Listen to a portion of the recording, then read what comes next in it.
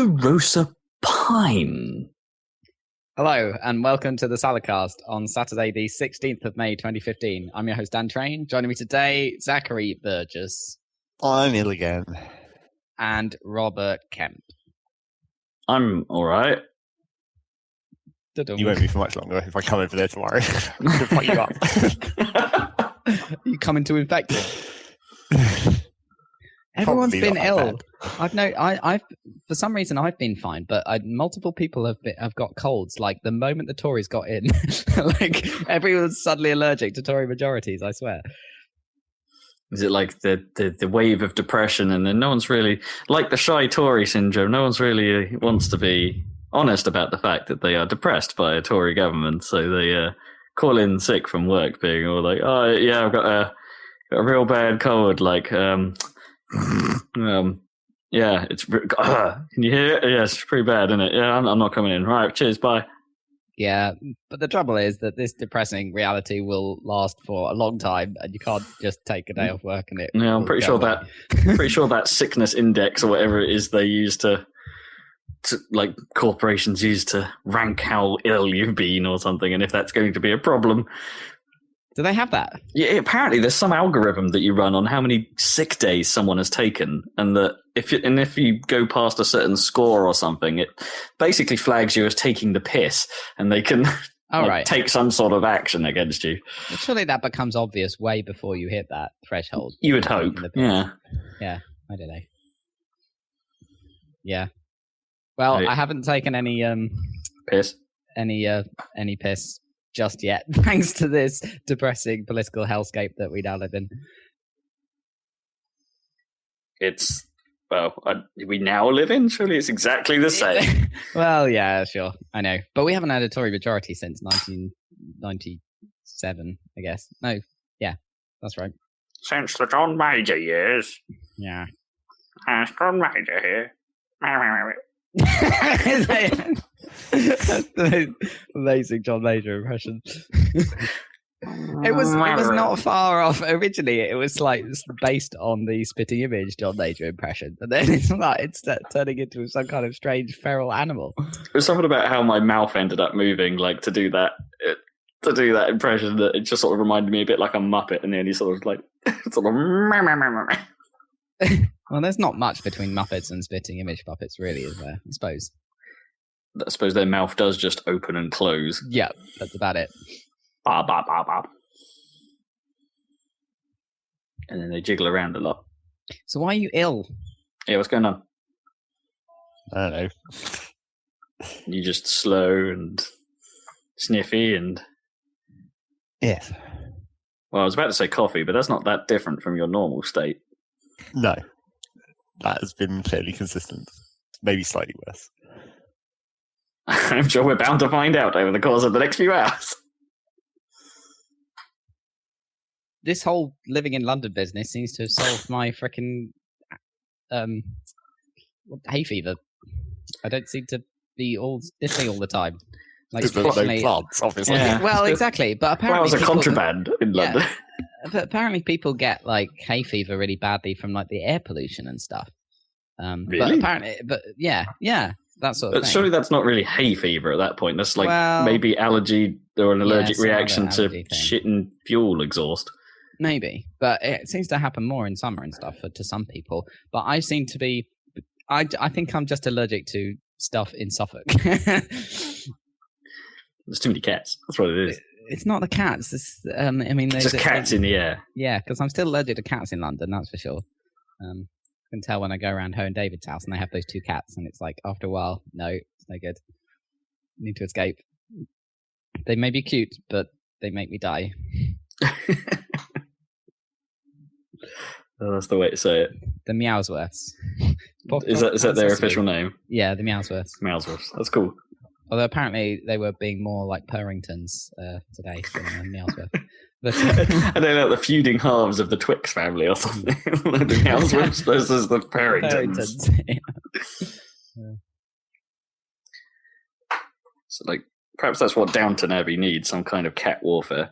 Oh, I was saying the other day, I've never seen Downton Abbey. No, neither I don't really care to. I've seen it in the background while I've been doing more interesting things. Yeah, I don't know. Americans seem to be keen on. That's the only thing they seem to get from Britain is Downton Abbey. It's because it's, I don't know, quaint and, stereotypically British, and the Americans love a stereotypical Brit. Apparently, yeah. Anyway, I don't even know what the theme. Does it have a theme tune? It must do. Presumably, yeah. I don't even know what it is. Like, they would make a big deal. Like, it's the Downton Abbey Christmas special. It's like, really? It's a big enough thing to have, like, a Christmas special and people actually care about it? The thing is, now all I've got in my head is the Antiques Roadshow theme tune. Yeah, at least that's a good theme tune. It's recognisable, at least. I think I associate that theme tune with any period drama. Right, just because they're always at some country house or something. Yeah. Right.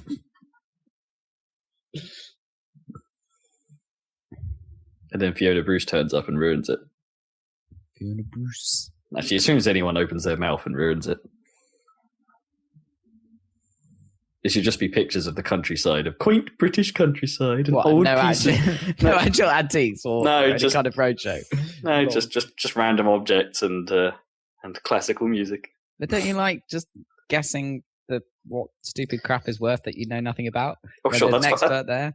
That's fine for like 5 minutes, and then you end up hating everyone on the show. It's one of those shows where people are annoying. Right. I don't know. Maybe it's just me and my dislike of the general public. I don't know. But what is it they're doing to annoy you? Something about sometimes, like, you can tell that, like the was it the experts or the yeah. What's the word? I'm looking evaluators, I suppose, whatever the proper name is. Yeah, that they are padding for time, or they don't actually really know what the hell they're talking about, or that the person they're talking to already knows everything that they're saying because they just told them it first. Right, before they were on camera. Yeah, or that they sometimes on camera they'll like just basically repeat what they've just been told. Right, and it just starts winding me out. And there was one thing I don't watch it regularly, but occasionally you see some stuff. There was something about a large, wooden desky, chesty type thing, and they were looking at it. And then two experts looked at it, and they both had very different opinions on it. And it's like, well, you've basically just shown that this program is mostly bullshit.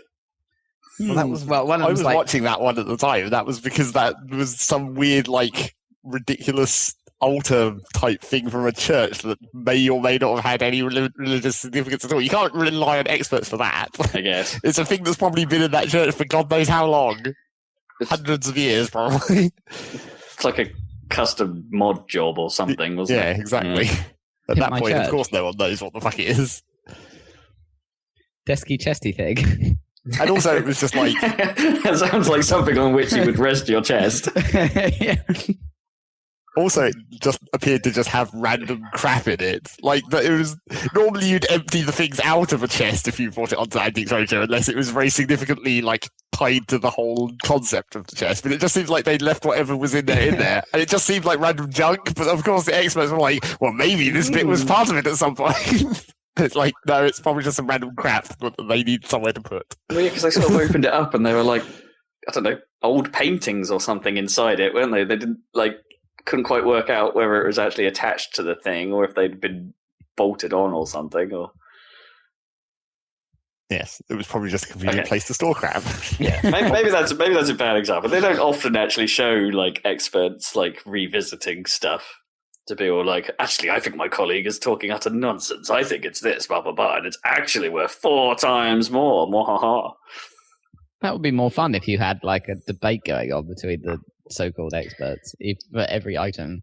I think BBC4 sort of tried that, didn't they, with some sort of antiques-based quiz show? It's also boring. Something. Yeah. Oh my god, anything antiques related, bargain hunter. I don't know what it is. Oh god, bargain hunter. Oh, that is so tedious. Who cares? What? I don't know. What's the deal with antiques? But maybe I'm just losing the understanding of the appeal of everything. I think, with antiques, it's because people value things so differently that there's the opportunity for money to be made. Not that any of that shit is actually really, truly nice. Not to my, I don't know, aesthetic tastes. It's really, it's a quest to find someone dumb enough to spend loads of money on the thing you have. Yeah, I mean, cynically, yeah, it's all dodgy business, isn't it? I guess. I know, but they're always talking about like, oh, this is if you were to insure this. Obviously, you're not going to sell it. You're going to keep this that's been a family heirloom forever, but it's worth like £100,000. So like, you're going to insure it for that much, right? And they're like, totally, yeah. It depends if they have like, I don't know. What kind of are they the sort that would keep hold of it in the potential, like that if it's kept in good condition for several years, then we hand it over to our kids or our grandkids, and then if they decide to sell it, it'll be like $500,000. I don't know. Do they tell you? Do they speculate on what it'll be worth in the future, or do they just say, "Oh, this is worth"? Well, sometimes they are quite like, at least on Bargain Hunt, and I honestly can't be sure whether that's true of all antique shows. They will tell you what the market is like for that object. Right. So it seems like the value of objects doesn't naturally just get more. It's so like, did they ever say like, last year there was a big craze for this thing, but now everyone thinks it's crap. So I think in Bargain Hunt they do because it's auction focused. You know, I think they do say, oh, hey, actually, right now the market's dipping on this, so this probably wasn't the best choice. You know, to put up for sale. You're probably going to make a loss on this, right? Because it was popular and no longer is. Does this shit happen with like NES games? I don't know. I think what's rare enough. I think they're relatively stable, but yeah, because I was actually looking into. I do this periodically. Actually, I'd look into what it would be to get hold of some old SNES stuff. Given that SNES is a console I've never owned, and I pretty much have most of the others, like from that era, onwards. I mean, who doesn't want to play Super Metroid? Exactly. That was precisely the reason I was looking, because it's like after we talked the other week because I told Rob he should play it. Exactly. And I was like, I probably need to get hold of a legal copy, and I don't really want to buy it on Virtual Console. So maybe I should just try and get hold of the SNES game. I mean, you had your Mega. Did you have they've got a bit. I've got 2 Mega Drives, so yeah.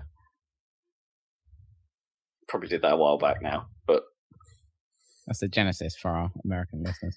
Genesis? I've never really landed on which one of those names I prefer. Oh, Mega Drive is clearly superior. I mean, it sounds really 80s and dumb. Like, you couldn't call something a Mega Drive now. You couldn't put the word Mega in anything now. No. But at the time, it was perfect. Like Super Nintendo and Mega Drive.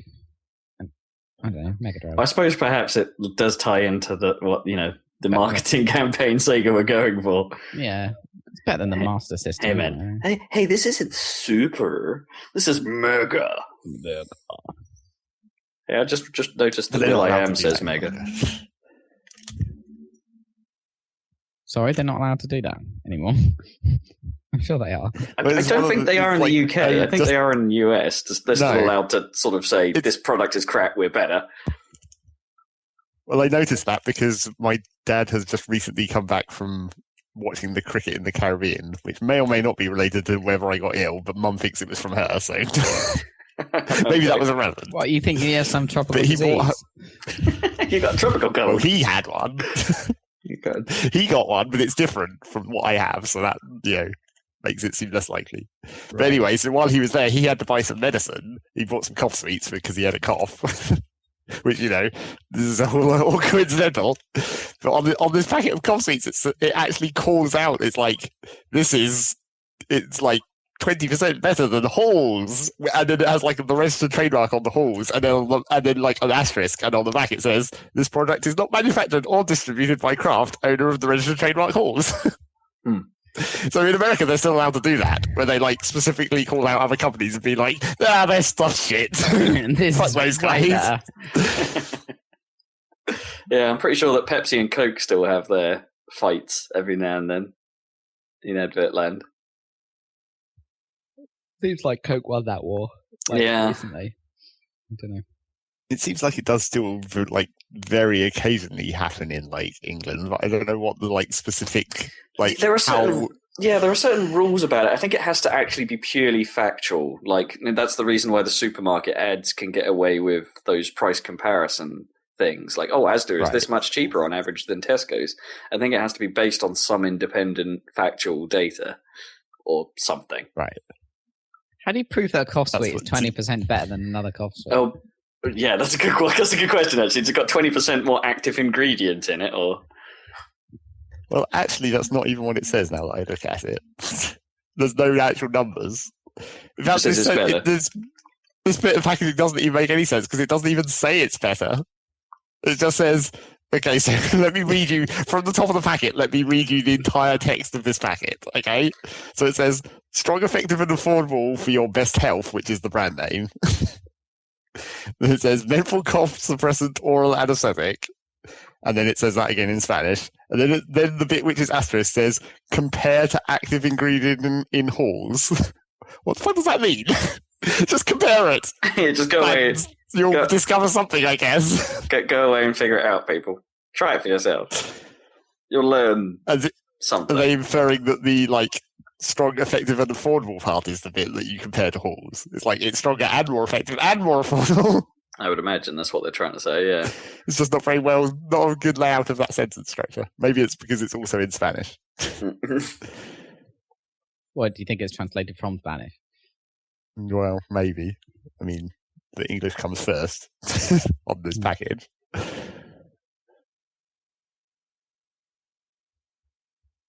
Weird. Does it work? Have you tried one? Yes, I ate quite a few of them when my cough was slightly worse than usual, and it does seem effective. I don't think I've had a halls in forever. It was the only other cough sweets we had in the house was Strepsils. I mean, I haven't used any of them for a long time either.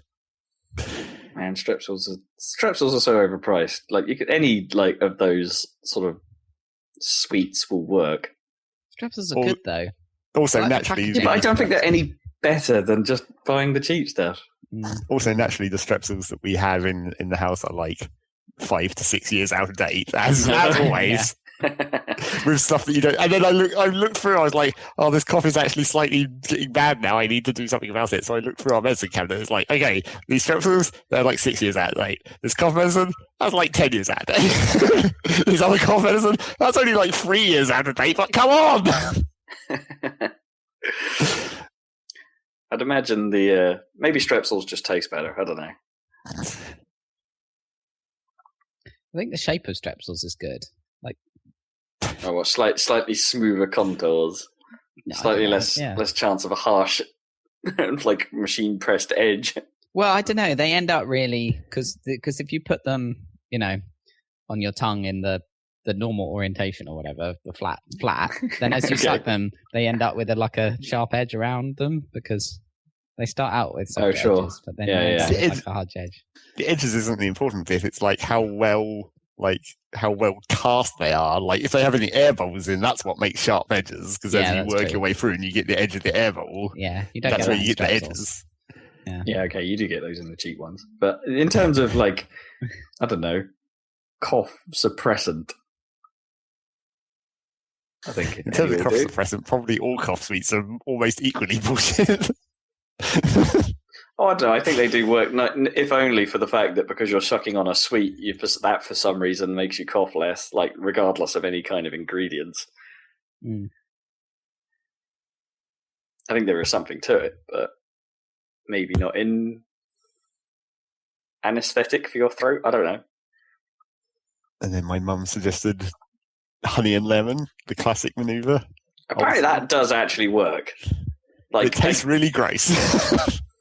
They showed something on telly the other day where they had some guy, do I think it was a mild chili or pepper spray test or something where they'd spray him with this stuff and it would make you sneeze. And then they had a honey and lemon drink and tried it again, and he was totally impervious to it.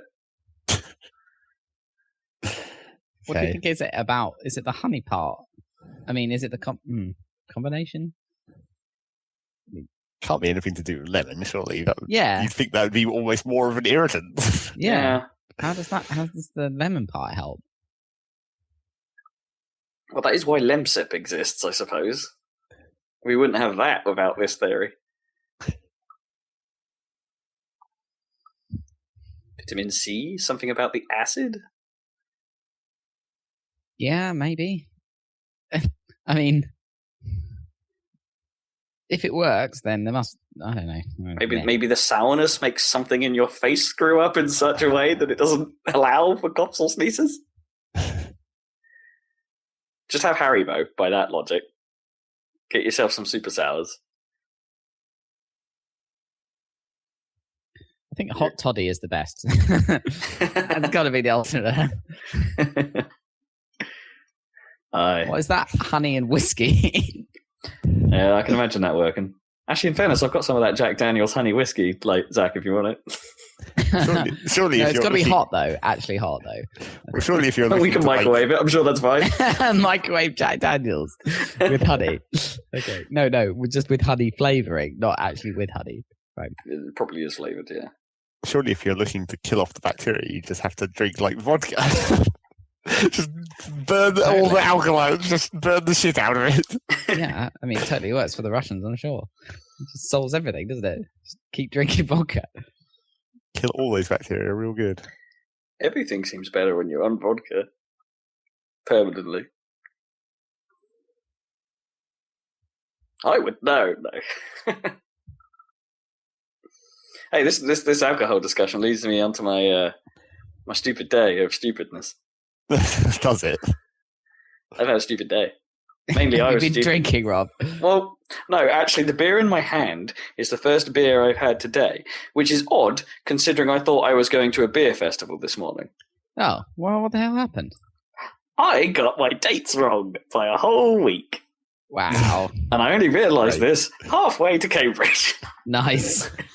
How did you realise it halfway to Cambridge? Well, I wasn't driving conveniently, and people I were talking to on my phone basically said, by the way, you know this isn't today. It's like they all thought I was talking about coming in early next weekend because of circumstances and I'll be getting this lift from Nome. And so we had this conversation very vaguely talking about me coming in early on a Saturday. It's like, does anyone want to meet up for lunch and stuff? And then after I sent the message saying, okay, I'm on my way, someone finally realised that I hadn't been talking about the right day this whole time. Fortunately, they were nice enough to come and still hang out for a bit. So it worked out in the end. What, in Cambridge? Yeah. So you just carried on and chilled out? Pretty much. Did you? But you didn't. I didn't partake in any booze. Right? No. Like, you didn't just go to the pub. That's what I would do if I'd missed out on the beer festival. Oh, we went for a Byron burger instead. Tasty. Yeah. That's what I'm talking about. Can't go wrong. There's one like 10 meters from my office. Oh my god. Okay, maybe not. I might never leave. Yeah. I'd be there like every day. It's pretty good. It's pretty good. I do go at lunchtime sometimes. Oh, yeah. Stick that meat right in my face. What did you have? Did you have a special burger or something? I had the Byron. Oh, the Byron. The Byron's it's great. It's nice. Nice mixture of cheese and the bacon and the weird Byron sauce. I have no idea what it is or what it really even tastes like because it's in everything else. So that's the full weirdness of your day, is that you forgot where you were going. Well, it's not like I forgot. I knew exactly where I was going. Yeah, you were just going at the wrong point in space. Yeah, it's just like right point in space, wrong point in time. Today is the 16th, and I failed to notice that the correct date was the 23rd. So are you going next week? I will be as well, yes. You go to the beer festival. Sweet. I will be going to Cambridge more often than I initially planned. Sweet. And you're going to get a lift back so you can drink. Is that the plan? Well, no, next time I'll probably get the train or something. That was the original plan. I see. Okay. I can't expect anyone to pick me up super late from in a what must be a somewhat unbearable state. Somewhat indeed. So more on that next Saladcast. Next time you'll find out what happened when I went to the Cambridge. I just can't believe because we've been talking about it's just the stupidest thing is we've been talking about plans like for how we were going to meet up and stuff like all week, and all that time obviously we just referred to it as Saturday, and it didn't dawn on me at any point to actually check what the date was anyone was talking about. I keep arguing. I've started arguing with people over what this Monday means. Or next Monday. What does next Monday mean? What is next Monday? Yeah, like what date is like? What, the 24th of May? Right. Yeah. What about that? No, I'm just saying, like, is next Monday. So Is it for a bank me, holiday? no, for me, this Monday is in 2 days' time, right? Okay, because it's Saturday today. I'm really this- surprised and then Rob next hasn't been drinking Monday- by how well he's following this conversation. Next Monday is in like 9 days' time or something, right? But for other people, next Monday is in 2 days' time. Like, and What? some people say that next Monday is in 2 days. No. You get what the fuck I'm talking Yes, about? I think I do. This Monday to me is, if people say this Monday, that's Yeah. the one in 2 days' time. So what? Yeah. The 18th.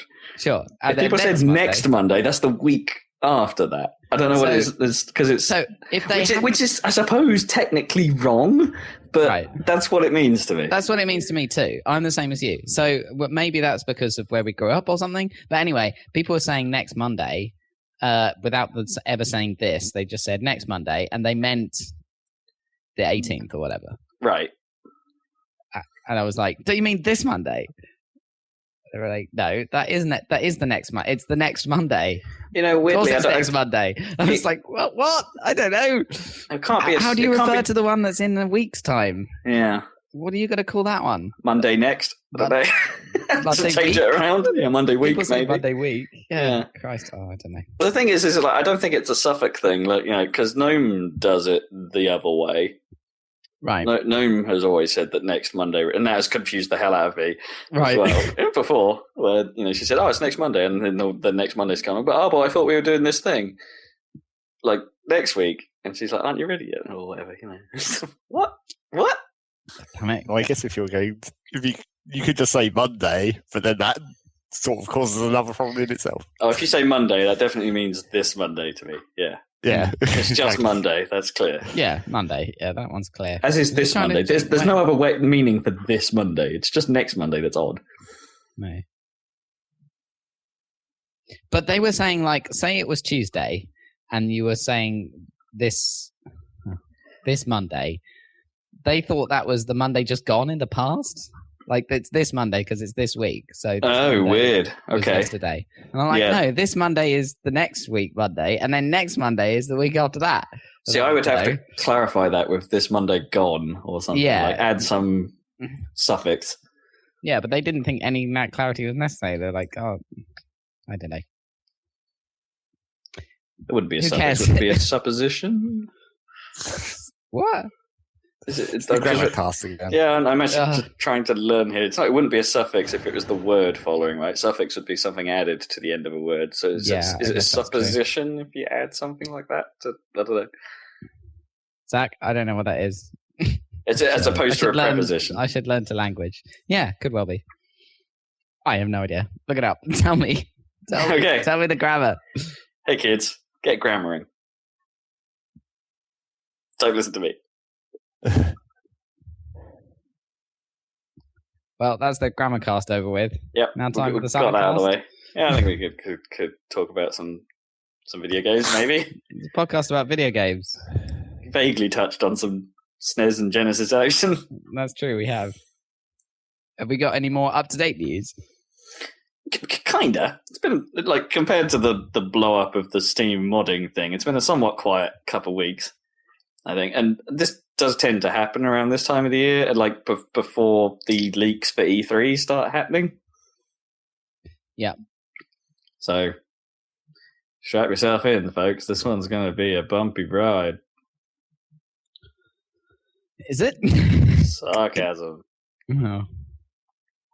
Here goes. Like in not news, Guillermo Del Toro has commented officially on what went on, and basically, well, he didn't really comment officially. He hasn't really explained what happened. To him, it was completely out of the blue that the Silent Hills project sort of died. He wasn't expecting it at all because of the Kojima-Konami separation, divorce, seeing other people. But he has said that he feels at this point in time that he will be unlikely to return to video games after 2 of his projects have now failed. Oh, I keep canning everything. Yeah, and they're canning Del Toro projects. I mean, come on, like Yeah. this guy needs a break. Definitely. Well, Especially after he the doesn't Hobbit need a and break. everything. He's kind of respected, but Well, he is respected, but I mean, yeah. What? But someone should, respect him in the video game world. Come on. It's like, surely it would be a good thing. Surely. No doubt. It would be awesome. I mean, I think he's one of the Hollywood directors I'd most want to be involved in a computer game. I think most of them would be probably a bit crap. Well, especially, if he was going down the horror route, he sounds like the sort of person that would get it right. Totes. Totes. That's the least horror word you could have used. Totes my goats. Totes posh. Guillermo Del Totes. Weren't totes those like warm slipper sock things? Totes toasties. Yeah, I mean, Totes is my umbrella is the Totes brand. It's Totes branded. It's a Totes toasty umbrella. It's a Totes awesome umbrella. So you can open it and say Totes dry. Yeah, Totes dry. Totes dry, man. I don't think they're making the most of their advertising opportunity to idiots like me. Yeah, they really should. I already bought it, though. Yeah. I mean, they have the brand. They could do whatever they want. They could trademark that and stop everyone from officially being able to say totes, which would probably be a good thing. They totes could. It's true. Probably already have, but aren't acting on it because they're probably not douchebags. A shame. I think you could actually stop people from saying something using a trademark, like out of their mouths. Well, no, because the general public. They probably want you to say it, I suppose, but they would want you to say it associated. No with one their associates it with umbrellas, though, do they? No, or Totes Toasties anymore. Although Totes Toasties sounds like I'm really into a cheese sandwich, a grilled cheese, if you will. You're not. Well, I am, but that's what it sounds like. You totes are. and totes into toasties. And Totes Toasties.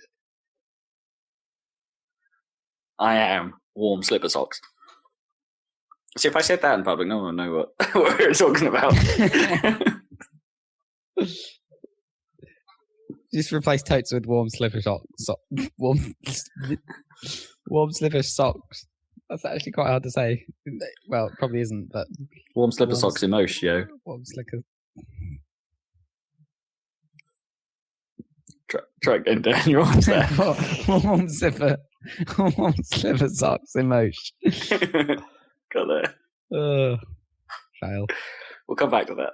So... We'll see if you can, by the end of the cast, you can say it again first time. Fair enough. I'll forget that in the next 4 minutes. Yeah, definitely. Enough of the Guillermo del Warm slipper socks. News. That's a shame. They're being weird. They're like, we're going to do mobile because we're Konami. And obviously Konami is like big mobile game people. Well, Konami are big gambling game people. No, I guess that's true. So maybe their mobile initiative will be, I don't know, an online casino for mobile or something. Konami is like, I don't want to do that. Konami are not about games anymore. Depressing news. Yeah. Well, is it that depressing, really? I mean, come on, look, what really. actually comes out of Konami that people care about other than Metal Gear?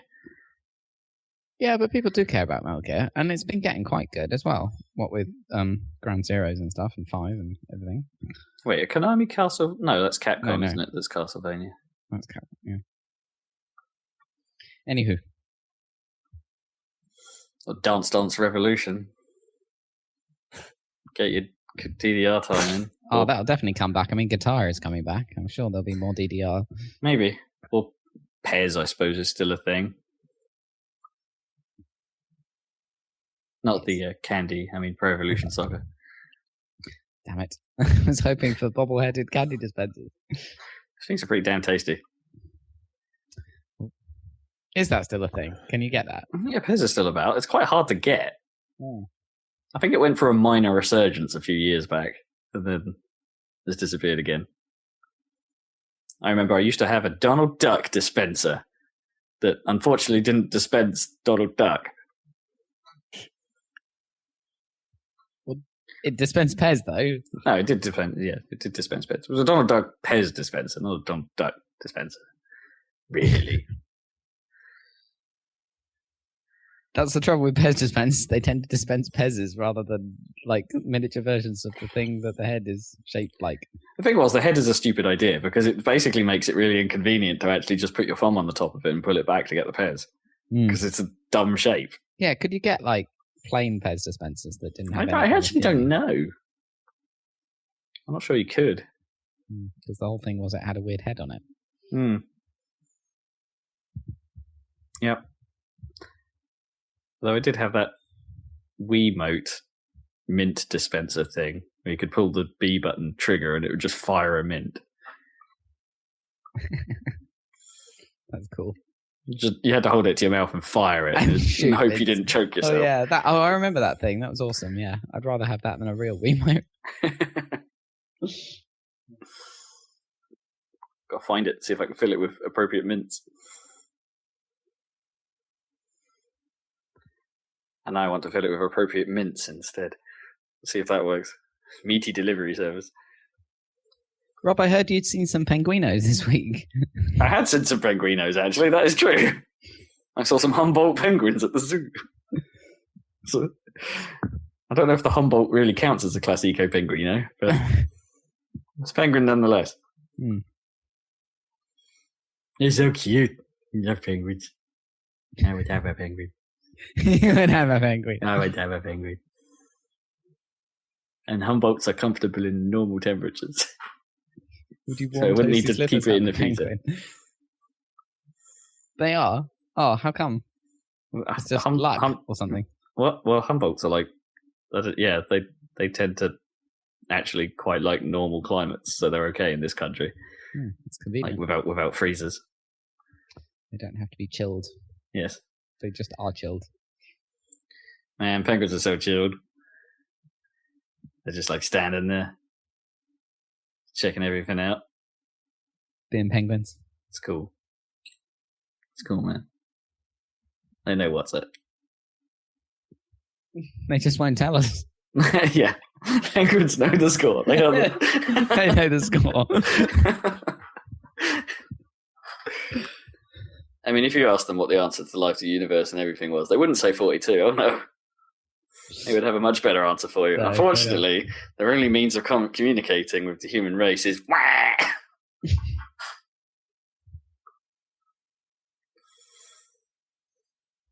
So in other mobile news, Nintendo aren't going to talk about mobile games at E3. Really? Even though they announced a whole strategy shift to their investors ages ago. Yeah, they've basically come out saying there's not going to be any talk about mobile or NX at this year's E3.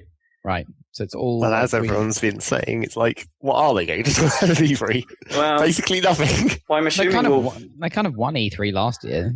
Yeah, but this year they've already said that they're not going to talk about Zelda, which was probably their trump card going into E3. But they've already said that's not really going to be talked about, which basically leaves Star Fox and maybe Woolly World, which won't have come out yet. But we already know enough about that, really. Yeah, doesn't sound too hopeful. I mean, Splatoon will be out by E3, so... Yeah. I mean, I saw an advert for that in the cinema today, so...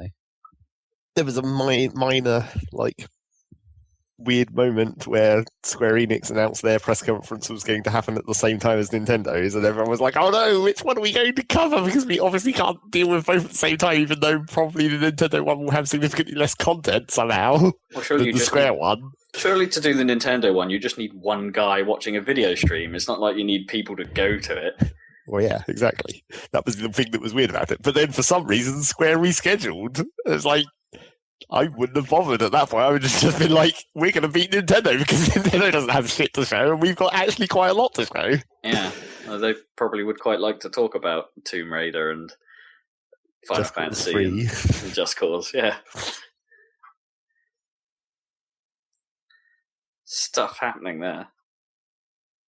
Oh, and Deus Ex. Let's not forget Deus Ex. Yep. So yeah, Square Enix actually coming in with some guns. But probably no surprises. No. But still, I don't know. I'm hoping we see more of Star Fox. That's what I'm looking for. No one's seen anything about Star Fox. No. Really? Well, other than that very blurry. small demo. They actually were having sort of very rough demos playable at last year's E3. Right. That's it. That's it. Yeah, it was a proof of concept about the controls, basically, and the use of the using the gamepad screen as more than just a second screen. You know, there were different viewpoints depending on where you were looking. Right. I guess. I think one How was does that work? I can't remember. I think one was cockpit view and one was the behind cam. So if you wanted the different, like, to line up some shots better, perhaps you looked at the cockpit view. Whereas, you know, everyday flying, I suppose you want the third person view. Probably. But yeah, be interesting to know what that actually is turning out to be. Hopefully it's more classic Star Fox rather than all range mode Star Fox, but we are yet to know. We shall see. Well, how many podcasts until then? How many weeks?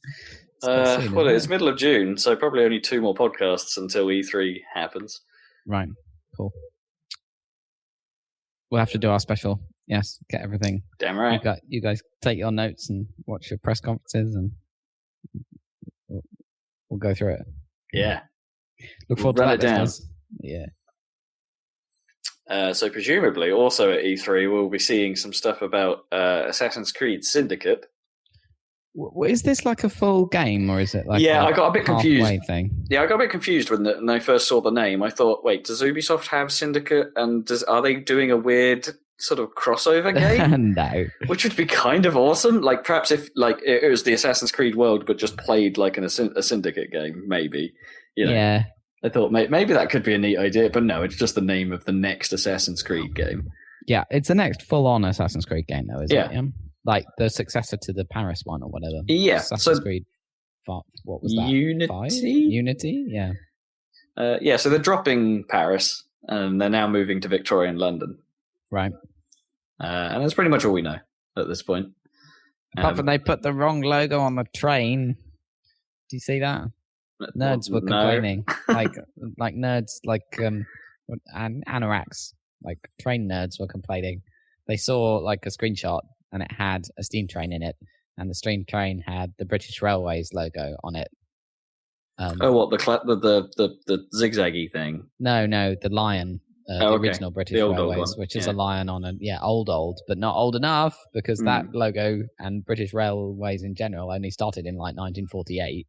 Oh, okay, previously they were run by like loads of individual firms, right? Like LNER and Great Western Railway and all of that. Sure. Stuff. So perhaps that stuff shouldn't actually even be there. Yeah. So it was out of date by like, I don't know, 72 years or something. Syndicate doesn't seem like a very English-sounding word for like Victorian London. What about Victorian London has to do with syndicates? Cabal? Assassin's Creed Cabal? What would you put in instead? Assassin's Creed Collaborative Group? Yeah. But it doesn't seem like a syndicate would be a thing in Victorian London by the classic definition of syndicate. Like secret society, that's much more sort of... But you can't call it that because that's basically just what Assassin's Creed is to start with. Yeah, I don't know. I'm sort of with you there. It doesn't sound a very British word, does it? Syndicate. It also seems to suggest that they're also going to be avoiding doing the cool accent stuff, which we like them too, and they sort of didn't think about for the French stuff. What, they won't be doing stupid Cockney accents? I bet they will. Well, no, but that's what I mean. It'll just all be British accents. Like it'll be Cockney up the arse, but it will be the best kind of Cockney. Cockney up the arse. Oh dear. Yeah, I don't know. The only interesting part of this to me is whether or not they'll actually fix their, I don't know, performance issues with whatever engine they were working with. If this game will actually come out in a working bloody state. Yeah, well, they got burned quite badly last time, so yeah. Maybe they'll put a bit more effort into it. Not that they weren't putting a lot of effort into making it, but I think it was a bit ambitious, I guess. For them. Too soon. It was too soon. Yeah, that's all it was. They didn't have enough time to deliver what they promised. No. And it suffered. To the point where people's faces didn't load in. Yep. Oh, Assassin's Creed. I sort of thought about this the other day. I think Assassin's Creed started to go wrong when guns started becoming a thing. Right. I think was that, though? I want to say perhaps Brotherhood. Right. Because that was probably Brotherhood did have a gun, didn't it? Because that was probably the point where it started going downhill. Although, I'm still at play Assassin's Creed 4, so maybe there's, Did you play value through there. Brotherhood? Yeah, I played Brotherhood. Yeah. That was good. That was quite good. I didn't like it as much as 2, but it was slicker in some ways than 2.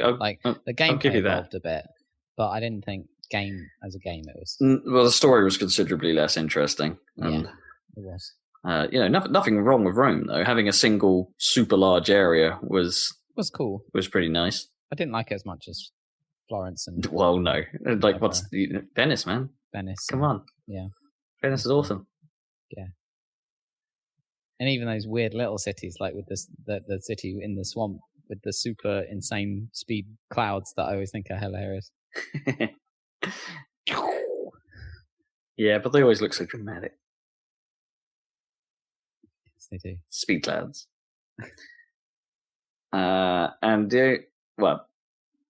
also expected at E3, I imagine Microsoft will talk about the Gears of War remake, which has been confirmed to be coming for Xbone. So what's going on? Who's making that? I don't know who's making it, because I'm trying to remember. It will be some Microsoft internal studio of some kind. I don't know who they've got working on it, because obviously it can't be Epic anymore. So they might have bought People Can Fly, I want to say. Oh, okay. Who might be doing it? Because I think they were the ones that built the last Gears of War game. And before that, Bulletstorm. Yeah, of course. Well, they would make a good choice for a Gears of War dev, right? You think? Well, sure. Well, now that they've got one under their belt and will have had good Epic experience, so they probably know that code base quite well. Well, yeah. Well, we shall see. Yeah, I've got no idea who it really is. I could be totally wrong on that. Epic Games Poland. Oh no, maybe not. Maybe that's what they're now called apparently. So People Can Fly can't have been bought by Microsoft if they're Epic Poland. So in that case, they are Epic, and in that case, they're not doing Gears of War. Is that right? Yeah. No.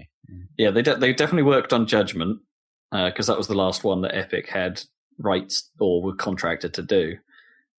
So I don't know. I don't know. It's not them working on this remake. There is some news regarding this, though. Apparently, a closed beta of the remake has been running, and normally what happens during closed betas is the testers are required to sign an NDA, or at least implicitly agree to an NDA to not post footage or comment on the game online. Because it's technically still supposed to be secret during that stuff. But people have been breaking that rule, and Microsoft have been coming down hard on them by sort of effectively banning them from Xbox Live.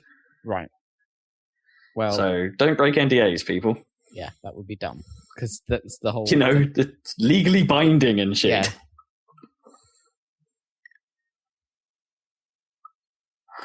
In a way, you could argue it could have been a lot worse, rather than an Xbox Live. I suppose an Xbox Live ban is pretty bad if you're an Xbox fan. But... Yeah, but you could have seen that. You'd have seen that coming if you're going to break. I don't know. People probably just didn't read it. That's what I reckon. The thing, and they're like, "Yeah, check out the new." Oh, awesome! I'm going to play it early, man. It's going to be sweet. It's good. You're supposed to play it early. That's fine. That's what you're meant to do. You're just not meant to record it and stick it on the YouTubes. Yeah. Boo to it. Fools. So that happened. But hey, guys, you remember Wipeout? I do. I really like that game. You remember Studio Liverpool or whoever it was, or Psygnosis, the guys that made it? They formed their own company called R8 Games, and were said to be working on a future racer. Footage is out. Seriously? Very, very, very early alpha footage, admittedly. What does it show? A game that looks a lot like Wipeout. And they already showed that, or was that another one? I think this may be the first main footage that's not actually just a concept screenshot. I distinctly remember watching footage of something along those lines, and it looked kind of poopy, and we were like, "Oh, sure, that doesn't look as good." I that was quite seen a while it. ago. That was like months. I don't even remember what that was. Maybe I don't. Are you sure the that cars wasn't looked like floating F1 cars or something? Did they? Maybe I don't remember seeing video of that. They do look a little bit F1, a little bit, but not as quite like that, I suppose. I don't know. Maybe I haven't seen it before. Anyway, there's footage about, and it looks a lot like Wipeout. It looks like the same sort of like walled off tracks, the same sort of boost pads on the floor. Even the same classic Wipeout font appears to be in use in their concept shots, which I'm all for. Cool. That font is awesome. Hell, it looks like Wipeout. I'm excited. They've said that there's an early access version coming before the end of the year. Really? That's exciting. Okay. What are they called now again? You said? They are R8 games, and the game is called Formula Fusion. Hence why Zach may be right. Okay, that is a crap name. Yes, this is not news. I've literally just Googled it, and there's a news post from Kotaku which has the video from 26th news September post, then it is 2014. Oh, really? Oh, balls. That's over a year. Well, not really over a year. Getting towards a year.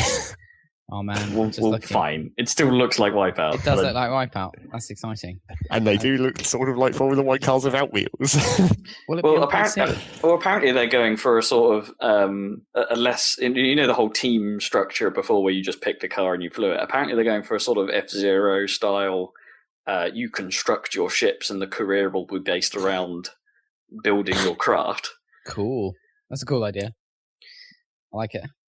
It could be good. I wonder if it depends how it's structured. I would like a game like that structured so you would have to, I don't know, accept the fact that you're not going to win at the first few rounds and be able to progress to the point where you're winning. Yeah, that would be cool. That's the aim of the game, to win the championships and then do it at the faster speeds and stuff like that, and to be able to upgrade your ship for the faster speeds. They can build something around it, but I would like it to be a bit like Dirt Rally in a way that you have to accept that you can't win straight away. Yeah, a bit I think Codemasters have tried that with their F1 career games before, and I think it's a neat idea. I think it's a good sort of it's a good hook, but there's always they need to have some incentive to stop you from just retrying until you win or something, even though that may be impossible. It's like, because that's what most modern races are like, right? You got to play them, and you've got to the incentive is always there to keep restarting them until you get the gold medal or whatever. Yeah, I prefer that. I mean, if it's like, because in Wipeout you could kind of start in Vector or whatever, you could start winning straight away, couldn't you? Yeah. Yeah, it's a bit of a different style. I think I prefer the slightly more. Yeah, well, it's interesting. It's interesting. Maybe they will do both. Maybe they'll have a set of an arcadey style mode where there are set cars and you can go into it and play it like an old Wipeout game. But this career structure sounds interesting for people that want to go deep. I presume that that video that you're talking about must be newer for it to have reappeared into your consciousness. But looking at this old video, I did immediately see what it was that I thought looked weird about it, which is that the cars stay perfectly level and just sort of pivot when they're sliding around corners. Yeah, weird. I would imagine that's just early physics, though. It doesn't look like it would stay like that. It looks a bit too basic, but yeah, they're always the exact height above the track. The same. Yeah, that kind of thing. Yeah, there's not enough wobbliness for an anti-grav car. No, it needs to be floaty. Yeah. Yeah. But cool. Just seeing that come up in the news feed, I was just all like, oh man, I'm so looking forward to this. It does seem to still be that way, though. Like I say. But what was the news? I don't fucking know. It's still coming, right? The early access thing, I suppose, was news. Yeah, I don't think I'd heard that before. So they're doing a Kickstarter. The Kickstarter, they've already done a Kickstarter, but it was a super low target Kickstarter, I think, just to get something off the ground. And they will eventually, as I say, I think they're going to be relying on early access. They've got 6 days to go on their current Kickstarter. Yeah. And they're at 50k when their target was 35k. But their stretch goal is like for 100k, they'll make a console release next year or something. Is that right? I guess. Yeah. Console version ETA Q2 2016. So that to me sounds like they're aiming quite low, though, like, and for making these promises. But I think they're going to be relying on early access funding to finish the job effectively. Oh, People Can Fly are working on Fortnite, by the way. Right. That's what they're doing right now. That makes sense. Well, I'm sorry, Epic Poland are working on Fortnite. Still don't understand what Fortnite is, but it's bound to be good. Nah, I'm still not sure. It just looks like a tower defense game to me, kind of. Yeah, that's true. Where you can build your fort first.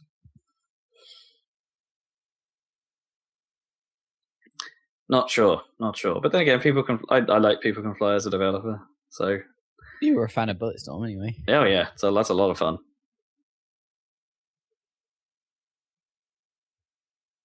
Whoop, whoop, whoop. Cool. Okay. That's pretty much my news. Do you see the stupid Nintendo thing with Reggie?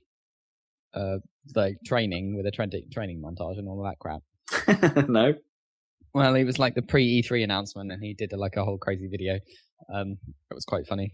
And he announced like the Nintendo World Championships is back after like. Oh, really? 20 Wow. years yeah, so something like that. And he was like, "No, I've got to quit my job because I can't enter if I'm an employee, so I'm going to quit.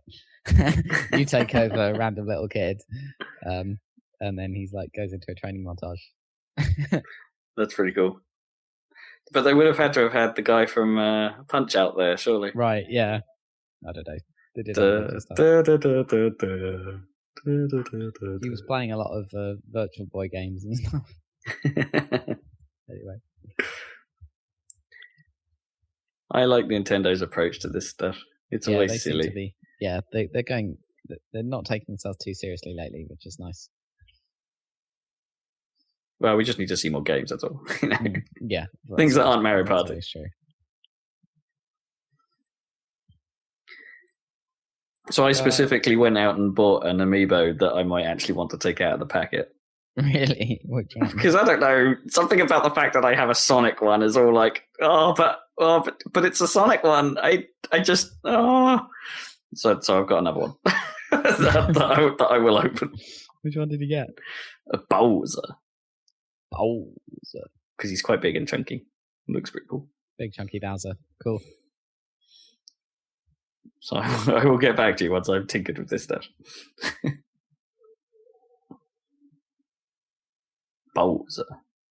Any more news? Zag, you got any news? No. Right. There's no more news. That's it. That's the end of the news. Did you have something about Oculus earlier, That was Dan? a quick one. Was it? I don't know. I'm not really paying attention to the podcast's timings. I thought this week I before lost my timer. So before you went on air, didn't you say something about Oculus? What you've been playing? Is nobody listening to me?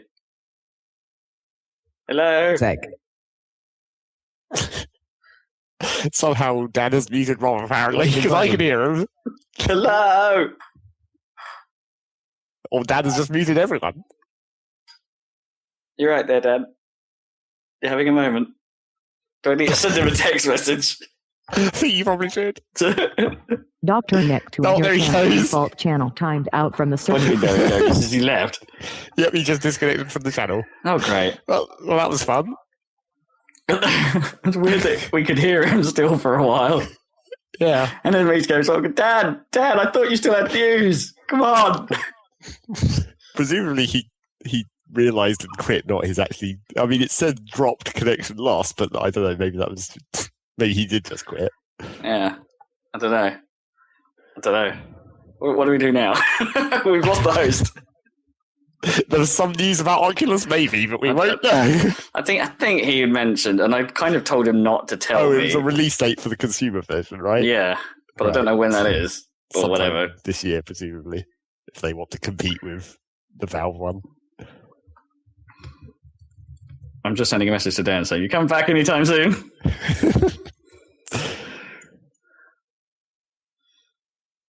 Well, Well, should we talk about something that Dan won't want to talk about?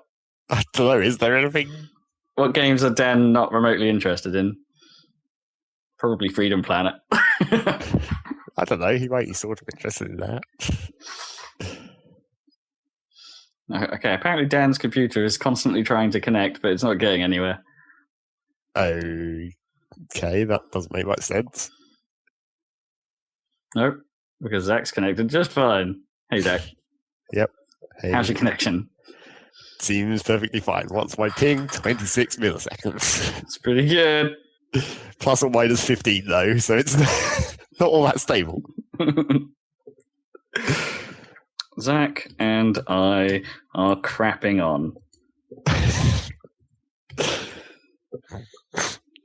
So, I don't know. Shall I talk about something for a minute? Should we talk briefly about Dirt Rally while Dad's not here? Because, I mean, it's an unimportant topic in either case.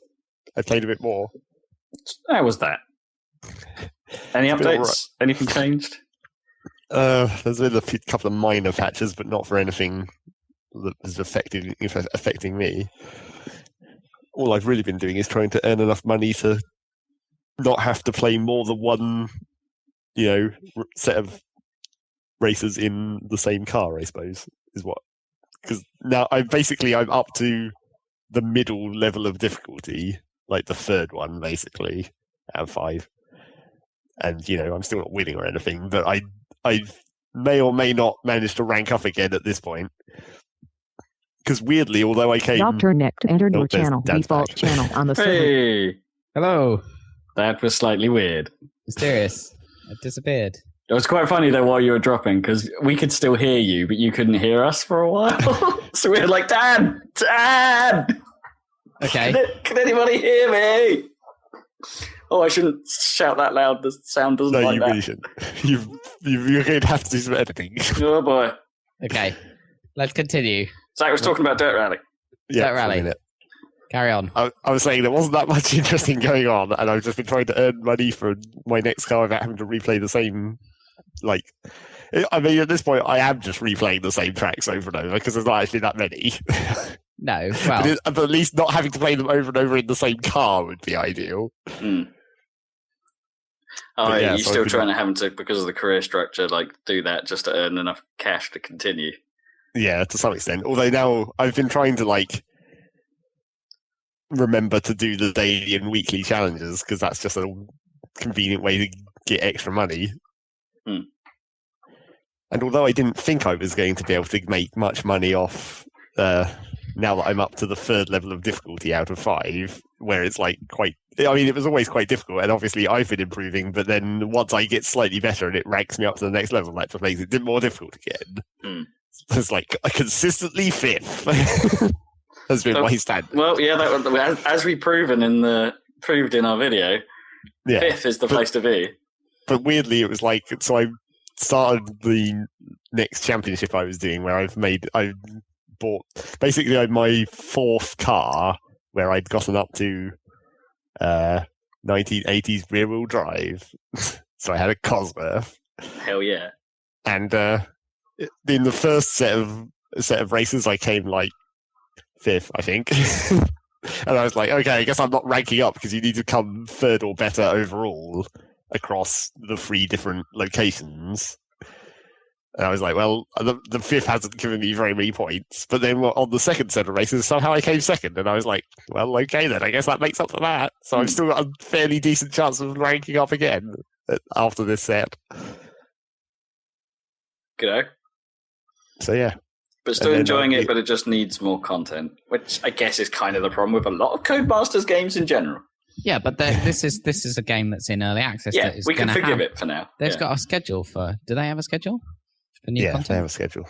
We'll see what happens because, Pike's Peak will be coming soon, apparently. I mean, this month at least. Have they So, half the month is already gone. Can't be that much longer. Have they clarified whether there's going to just be that in the hill climb mode, or I don't think they have, as far as I know, anyway. after we got well confused about it? What do you mean? If there'd be more than Pikes Peak? Yeah. Yeah. I mean, surely there has to be, but it's not Start, though, scheduled. isn't it? I mean, it's the hill climb event, isn't it? So, and it's a Mm. long track, or at least it was in dirt. Probably be even longer if it's close to the real life one. You would hope. Be cool if it was. In dirt, you could play sections of it, couldn't you? Because the whole track was really long. Yeah, I think that was how they split it up in general. I think you could do the whole thing actually in dirt, but Yeah. or their whole version of it. But Yeah, we'll have to see when that happens. Hmm. Probably, maybe by the next podcast, I would guess, because that doesn't really leave much of the month left if it's not by the next podcast. Which car are you buying? Well, the next one, where after I finish the third location in this 1980s, I'll be up to the 1990s, which I guess will have to be the Impreza, mainly because there's an achievement related to the Impreza. Even though you like the Lancer. No, the Lancer isn't in it. oh, Damn it. None of the Disappointing. versions of the Lancer are in it. They just must not have Mitsubishi allowance or whatever to put the car in the game yet. but sure. Annoying. Well, that'll be a licensing thing, and maybe that relies on cash from the early access process. Or maybe Mitsubishi don't want anything to do with it anymore. Don't But know, that would was be there- well surprising. Was the Lancer in like the 90s versions? Probably, right? One Yeah, the of course. earlier It was in the Lancers. first Colin McRae. Yeah, it would have been a classic back then. It would have been what, the Evo 4 or the Evo 5, something like that Yeah, back then. that was like Yeah, but in standard car at the time. Colin McRae 4, that was like the 6, wasn't it? That was quite. Oh no, that's what I meant. Yeah, I meant Colin like McRae when 1. Yeah, I meant when the Lancer entered the series, it would have been like the Evo 4 or 5. Yeah. Maybe. I don't know. It's a 95 Subaru, so I don't know. That's probably quite an old version of that as well. But is it the classic looking Impreza Well, in but- blue with the yellow bits on it? I wouldn't have thought so, because they don't seem to have really the official liveries of anything else, do they? Well, I guess that's licensing again, probably. Because I would like to see the classic. Was it the Martini Ford Focus? Is it Martini? I want to say it's Martini. Right, the sponsor, yeah. Yeah. Yeah, it looks like it was the Evo 4. The first one. Yeah, it wasn't too bad. I wasn't bad. That's not the Give one me I a want guess. then. I want the 6. The one that I know. Probably not that much different. No. No, it was the same. Oh, this is the point where I can't remember which one I've actually driven. I think it might have been the 5. No, it's a 4. Sorry. I've driven an Evo 4. It's fun. Sweet. It's a fun car.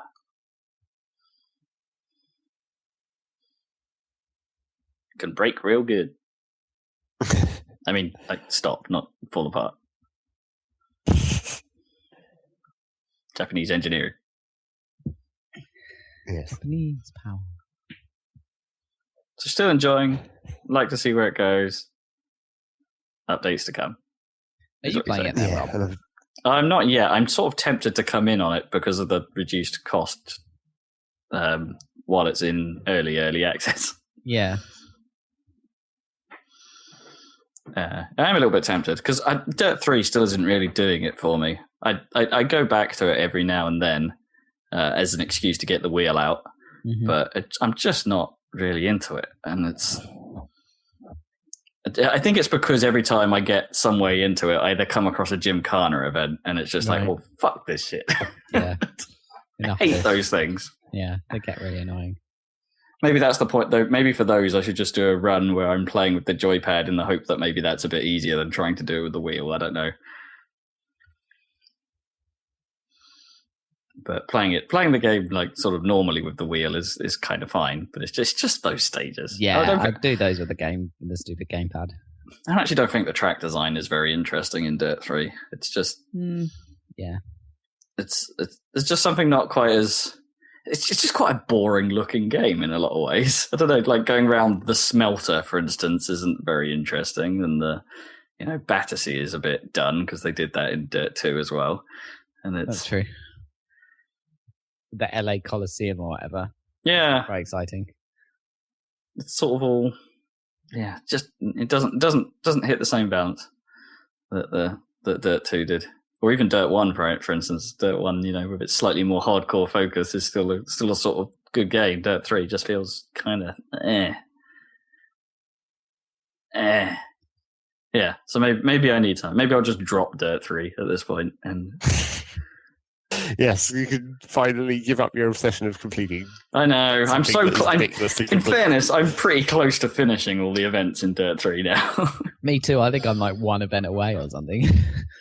Or one little tiny little part of the last series to go or something. Yeah.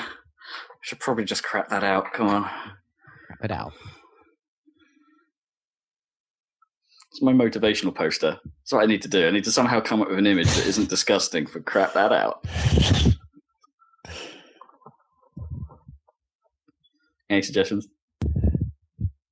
Because I got nothing. I really have got nothing other than something truly, truly horrific. Is this Robco motivational posters? Yeah. Just somebody on the toilet would crap that out. It's just somewhat. Maybe it's just something looking into a toilet and there's gold in there. I don't know. Crap that out. You're not going to get gold if you crap it out. I mean, you might. You never know. The chances are lower. It's like a poor crafting ritual. You're using bad materials.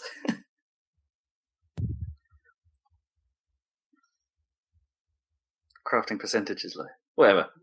What else have you been playing, Zach? I don't even know. I was trying to think about it because I haven't been playing much this week because I've been more ill, which is weird because it was a weird kind of ill where it didn't seem like I was doing anything like I usually don't, but then I also wasn't actually doing anything, which made it very weird. Kind of annoying, and I was really sleepy all the time. It's kind of sucked. But then, I guess I thought about it, and then I guess the week before I mostly played Kerbal, trying to get actually further into the campaign than I ever have bothered to before. Actually building the Space Center up properly and unlocking all the parts and stuff. And there certainly came a point where I sort of started to struggle a bit because, it was sort of... It's an annoying problem with the career mode and the unlock tree. No, it's not the science unlocks though. It's the money unlocks, upgrading the buildings. And that sort of gets annoying because I've got to the point where in order to research more of the science tree, I need to upgrade the science building because there's a limit on how far up the tree you can go without upgrading the building. But the second upgrade to the science building is really expensive. But then the more missions you do, the randomly generated missions start to get on average harder, even though there's easier ones and harder ones, but they're just all slightly harder. And there's no real way to earn money apart from doing missions. So at some point it's I just want to actually do things, but I'm having to restrict myself to doing these slightly annoying things and then have to think about my money output. Because it's I kind of want to just do a moon landing with a buggy and drive around and get a whole bunch of science, but that would just cost a load of money and I need to save all my money for building this science upgrade. So it's I'm trying to do everything with the minimum possible expenditure, and that just makes it more difficult. Whereas if I just built I'm sure I could just really easily do a moon landing if I just built a really giant rocket, but then I'd use loads of my money. So how does it work if you have a failed launch, for instance? Can you build something and have it fuck up or whatever, or does that literally cost you a ton of money? Well, it depends how hard you've set the settings. Because on the normal difficulty, you can just revert the flight, and then it just never happened, basically. Right. And that's what I just do.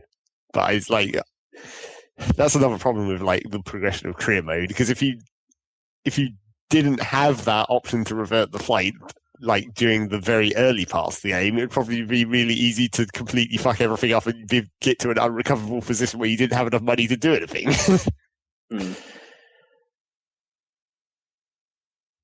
And then later in the game, you've got you're launching so much money at once, you don't want that to fuck up. Yeah. Well, I And suppose it's also like even worse with the fact that you're like the actual Kerbals level up through experience now. So it's like if you did have something that blew off and killed everyone, you'd be like, well, now I have to spend a bunch of money to hire a bunch of new people, and they'll all be shit levels, so they won't be as useful. Yeah. What do Kerbal levels give you? Well, basically, there's three different kinds of. They're categorized into three different kinds now. So you have the pilots that let you basically do some sort of autopiloting functions, like pointing in certain directions, like prograde or retrograde or whatever.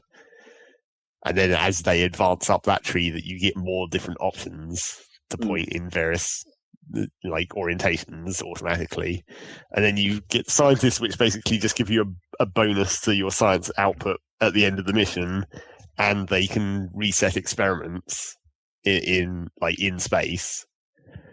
And then you've got engineers who can repair things, but the chances of anything breaking that you actually can repair is fairly low. It's like wheels and parachutes are basically the two things that they can interact with. You can repair fixed wheels, and you can repack a parachute in case you've landed somewhere and need to put the parachute back in when you take off again. Okay. So yeah, only the pilots really matter. Because having that automatic because the trouble is if you don't have either a pilot or a automated like drone core or whatever, then you can't turn on stability control. And that really sucks. Yeah. That's kind of important. That was something that I forgot on like on the last mission I did, where I built like a landing mission to go and land on the other moon, the small moon, because that's much easier to land on, but slightly harder to get to in terms of like how much fuel you have to expend. But once you get there, it's really easy to land and get back up. So I built like a single person lander, and I was going to land 3 different Kerbals in 3 different locations, so they could all get experience and I could all get science from 3 different environments on that moon. And I was like, yeah, that's a logical plan, except of course only one of them is actually a pilot, so the other 2 didn't have stability control when they were landing the lander. And that was kind of difficult because I was having to do it manually, constantly trying to keep it vertically orientated as it like rotated freely while the rockets was firing and everything. So yeah, that kind of sucks if you don't forget that, if you don't remember to basically like just stick a drone core on there as well. Just in case. Yes, just in case your pilot becomes incapacitated somehow, or it's a one-person ship and you need, and not everyone's a pilot. So can they get like incapacitated through G-force or something? Like, oh no, that guy's blacked out. I just meant if they somehow mysteriously died in some kind of accident. Okay. As things want to happen in Kerbal. Or you accidentally fling them into space due to some weird physics glitch or something.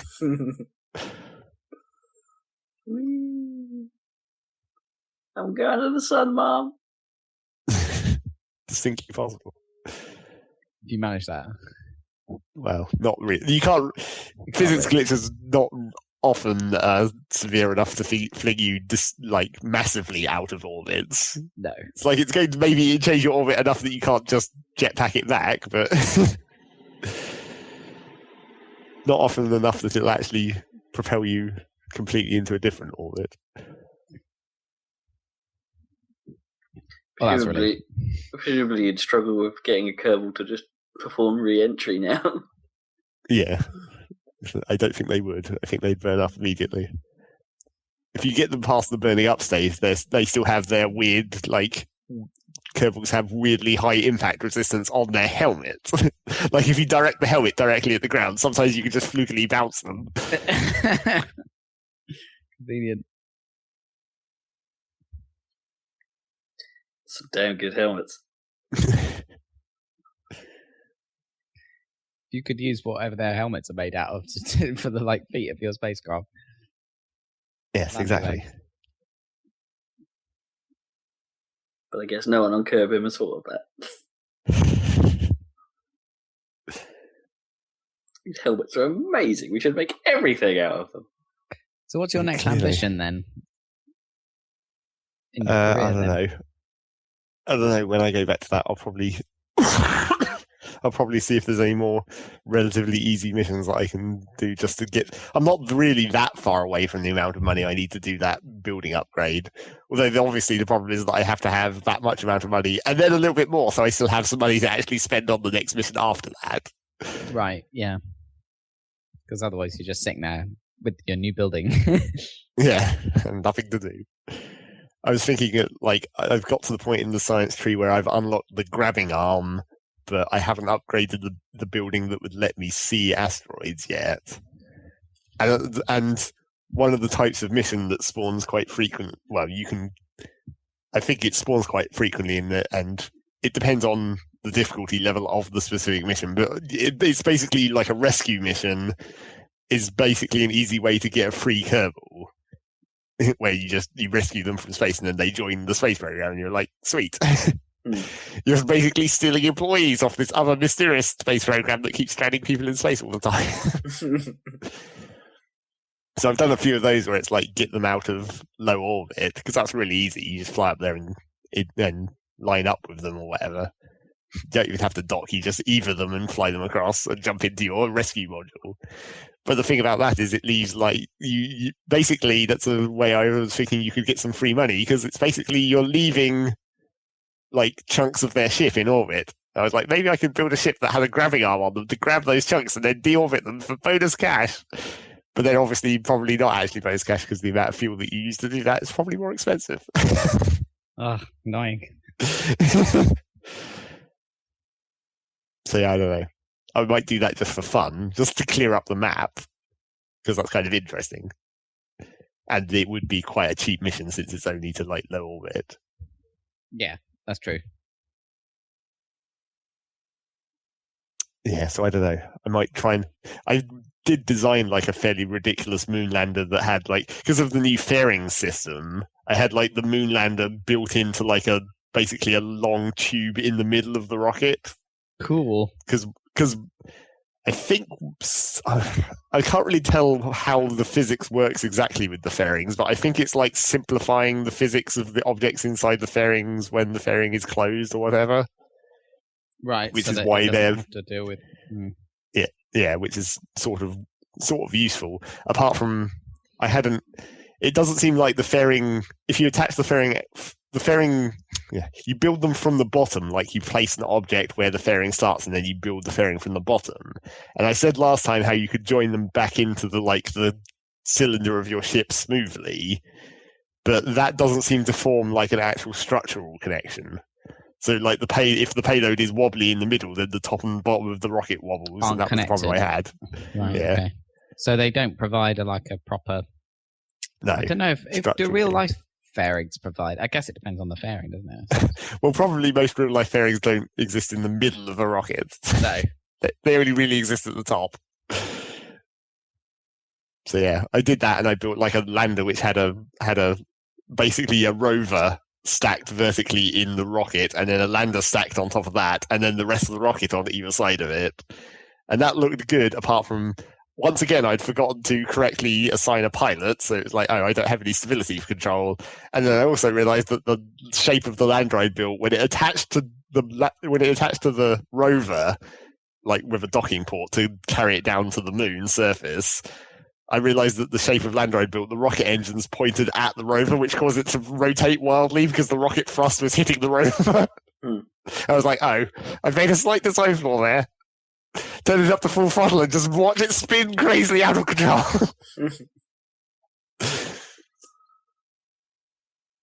So yeah, reverted that. I might try that again. Redesign it slightly. Well, just keep trying. That's the trick, isn't it? Yes. And that was basically what I played during those 2 weeks, I think. Probably. I don't remember anything else. Just Kerbal and dirt. Yep. Dirt. Kerbal Rally. Alrighty. Cool. Robert Kemp. What? It's your turn. Me? What have you been playing? Well, Zach can help me out with this one, because he watched me play the Splatoon global test fire last week. Yes. Sweet. So Nintendo basically opened up Splatoon for probably the smallest beta ever, and that there were 3 individual hours of gameplay you could opt into. Okay. And it was open to everyone. Oh, right. So smallest in the sense of time, not Time, in the sense yeah. of like people. Yeah, it was open to everyone, but the amount of time everyone had was very restricted. Right. Did they was it 3 hours for from these times? Between these times, yeah. So it's but in 3 separate single-hour slots. So there was one in the morning, one in the middle of the day, and one in the evening. So it's quite inconvenient, really. So that all the time zones had an equal chance, presumably. Presumably, yeah. It was yeah. I'm excited for that game. I think it has a lot of promise, even if the controls are going to take some hella getting used to. Yeah, I mean, I barely could tell where I was even going when I was playing that at the Eurogamer thing. Yeah. Yeah, with the tilting the thing. I kept constantly looking towards the floor, which is the standard thing with those. Yeah. Yeah. I mean, anyway. I can see the tilting being useful once you sort of discipline yourself to be good at it. I mean, the problem is that as soon as I get into a fight, for the first few rounds, I was basically tarding out, going, "Oh god, it's a fight!" And then you're like, blah, blah, blah, with the controller, and then of course you aim like an idiot, and you don't really shoot properly. And it's that takes a little bit of getting used to basically sort of have a sort of. I suppose that's true of any shooter. Really, you need to have a certain calmness to be able to react to the situation properly without going blah. Yeah, that's what Which does well. Yeah, I generally don't. So there's some of that to rein in, and I did try turning the motion controls off, but I'm not sure I particularly liked it without them. To be honest, I think I preferred using it with the motion. Right. And I'm not sure if that's just because there's a feel problem, or maybe the way the game handles or its sensitivity was odd. But there was something I didn't quite get to grips with motion controls off compared to with them on. Not saying that I got to grips with them on either, but I think it's an interesting way of doing things, and it does set it apart from other shooters. This kind of reliance on it. I do kind of wish that you could, because if you're playing with motion controls, up and down aiming is purely done with the gamepad, whereas left and right you sort of have some amount of control with the stick as well, which is a little confusing because obviously you can't. You need to be turning with the stick and turning with the control pad, and you can end up with yourself in sort of awkward positions, I suppose. When it's like when you forget that you need to return to center with the controller. Yeah. You're off center, right? Yeah, and there is a button on the gamepad to say to recenter view, but I don't know quite. And there must be a trick to using that appropriately with how you're moving the controller. Yeah. Yes, but gameplay wise, it's quite good fun. I kind of suck at it compared to everyone else that seems to be playing it. Hours. Yeah, but that's what I mean. Compared to everyone else that seemed to be playing it, I seemed kind of poopy. It's okay. There's a lot of debate going on about whether the roller weapon, which basically removes your ability to shoot, but instead replaces it with a giant paint roller, so you can mark territory real fast, but it's an insta-kill weapon if you run someone over with it. Whether that's way too powerful or not. And I think perhaps at early level play, I can agree with that, but theoretically, once everyone gets good, then the roller should become less of a problem. Is generally how the discussion has gone. It's the most unique weapon in the game, and that it's one of those ones that sort of drastically changes your playstyle, and actually works in ways that are beneficial to the game rather than just being like a shotgun. You actually the actual painting mechanic works to its favor dramatically. So it's neat. I'm sort of basically. It turns out I think those are there are only 4 main weapons, like the normal gun, the shorter range but faster firing version of the normal gun, the roller, and a sort of sniper rifle type thing, which is actually kind of fun to use. But yeah, I had a real good time with it. The demo had a couple of maps. The maps seemed pretty solidly designed. Were they different from the ones you played at the EGX? Yeah, I think they were both different to the ones we'd seen before, or the one we'd seen before. Although I think that the sort of initial release is going to be a little bit low on content by the sounds of it. So that, like, Nintendo have said that the initial version is only going to have 5 maps, but that these maps will be increased over the course of the summer.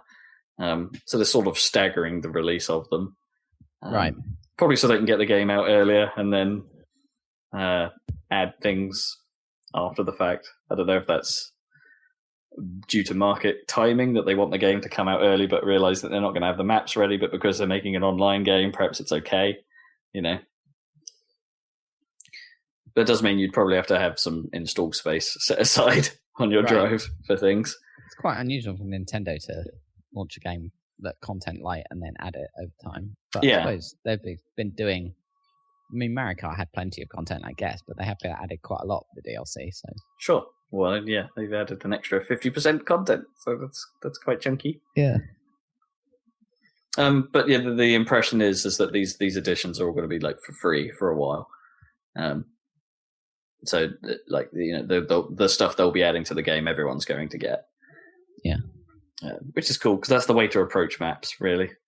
Like I still disagree with the concept of map packs. Really, it's like everyone, because it just creates segregation in the community, and generally, I think results in either the demise of a community if too many people go for the map packs, or the opposite, that nobody actually bothers with the new maps.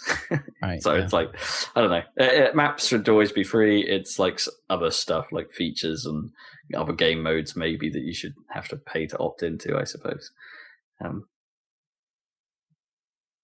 Yeah, but it's a lot of fun. I enjoyed it. Like, it looks great. The sound is somewhat chaotic, and their music style is a bit odd. Like, it's a sort of a punk rock mixed with, I don't know, silly squid voices. Okay. I don't know. I don't even know how to describe it. Really, I don't know if Zach has any ideas about how to describe squeaky punk. No, it's just a weird wibbly noise. Yeah.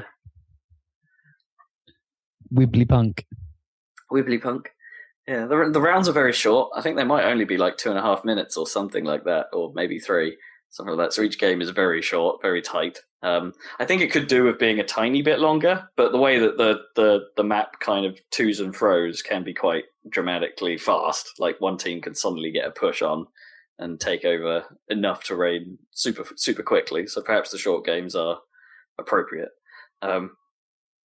But there are some stuff around the edges, like the way the lobbying system works and the way the teaming works, that I think could do with some work. Like, for instance, it's hard to know. You don't know actually what any of the classes are on your team, like who's playing what, who's the roller, for instance, who's a sniper, until the game begins. And there's no way to change class mid-game. Right, so you're just given it, and that's it. It's somewhat random, yeah. So you could end up with a team of 4 rollers, for instance, and it's like, well, this is going to be somewhat weird. Well, did you have any particularly weird games when you were playing then, from that perspective?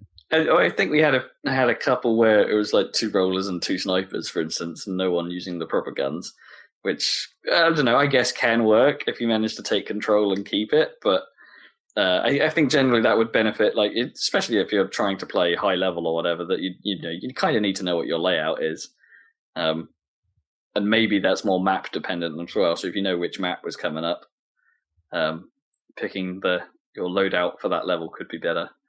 Maybe that's stuff that was just limitations in the beta, but it seems like a weird omission for a game, a team focused game. I think things like Call of Duty and stuff can get away with it, but when it's 4-on-4 and quite tight, it feels like it needs it. But that's pretty much it. I mean, so you're pretty keen on getting it then? I'm psyched. Yeah, I've got it pre-ordered and everything. So it's cool. And I'm not advocating pre-order culture in any way, but it's just, I can't see how this could go wrong at this point, other than a poor network launch, I suppose. if the server suddenly stopped working. But they seem to be, going through the correct steps to get this to work. Running a beta, it being relatively stable during our time there. There was a couple of drops, but not too bad. Not during a game. It was always at the end in the lobby stuff. So that's acceptable. Yeah. I mean, considering the trouble you've had with certain other shooters, exactly. Yeah, it seems fine-ish. I mean, It's not exactly Halo Anniversary. What's it called? Halo Master Chief Collection or whatever. Yeah, at least you could probably play this. Probably, but we don't know. I thought it was good. Do you have any opinions, Zach? Well, I mean, I tried offering you to play it, but you didn't really want to. So I don't know if that's a bad sign. Well, it doesn't really matter for me because I'd have to get a Wii U to be able to actually play it. So. Yeah, but you can cast opinions on what you've seen.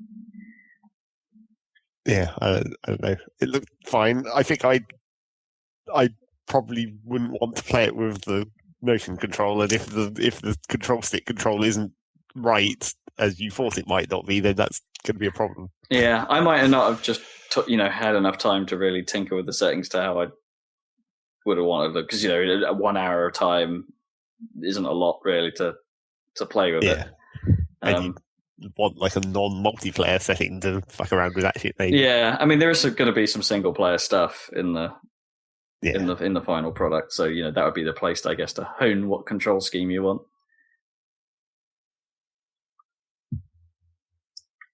But I'd imagine like if you manage to nail the motion controls, you probably have a bit of an advantage in terms of reaction speed. In the same way that a mouse has an advantage over a controller, I guess. Possibly. Still, I had a lot of fun. I hope I don't suck so bad at it once I've played it a bit more. I think there's another 1 hour slot coming up next weekend, so maybe I can sneak in on that, but I might not be about. I might be at that beer festival I got wrong. I mean, assuming it's happening next weekend. Assuming I haven't screwed that up as well. I should join you, really. That you should. Yeah. Everyone should always join everyone. Well, I'm coming towards... It's a festival of booze. Very, but I don't know. We shall see. Isn't it like bank holiday weekend? Probably. Okay. I don't know. It can't be. I think there is another one at the end of May, yeah, so that must be that weekend. No, that'd be the weekend after, surely. Surely it's the 25th is the bank holiday, is it? Oh, no, yeah, you're right, because it's the last weekend. Ends exactly on Sunday. So, yeah. But there's like a rail strike on that Monday or something from 5 p.m. or something. So I'd have to go home before 5 p.m. Well, I'd have to get home before 5 p.m. A rail strike? Yeah, national rail. So all railways. Yep. Couldn't you have done it any other weekend when we didn't care? They're trying to do it on the week. Yeah, that's the point. I suppose it's the... Oh, that's a bit of a shitter for people, because that's also the weekend of Radio 1's big weekend in Norwich. Yeah. So that's going to cause some problems. Well, screw up Gnome's commute on the Tuesday, for sure. Yeah. No, never mind. On a Tuesday. Yeah, I don't like that song either. I don't know why I brought that up. Pretend that never happened. That never happened. On Tuesday. So I've been playing Freedom Planet some more. Okay. I can't remember how far I got with my discussion last time, but Planet. Yeah, I've effectively finished the campaign as the most Sonic-like character in the game. And it's like, I think I stand by kind of what I said last time, and I kind of like the cut of its jib, but there are elements to it where I think they've just mispaced it, or they've just slightly missed the mark. Like the bosses are, objectively pretty cool. Like if you're just the way they actually, the design of them, the sort of epicness of the fights, the way they're designed and animated and stuff. Looks really cool. There's just something wrong with how they play compared to the rest of the game that doesn't necessarily work as well. It's not like the boss fights were big strength of Sonic games, really. Well, no, and partly because that was they kind of did them in Sonic in the wrong direction. Most boss fights in most Sonic games are quite easy, and it's sort of slow and quite well. What's the word? Telegraphed. When things are about to happen. And this is not that. These fights are lightning fast with zero telegraphing, basically, and occasionally random attack patterns. So it will swap from one pattern to another, meaning you can't necessarily adjust your strategy based on, okay, I'm going to stay out of the way for this attack because I know that what he's going to do next gives me an opening. And they don't not every boss follows that. Some do. And they can still be difficult because they're difficult. It will take you a few attempts to learn a proper pattern and to learn a proper attack, and that's kind of fine.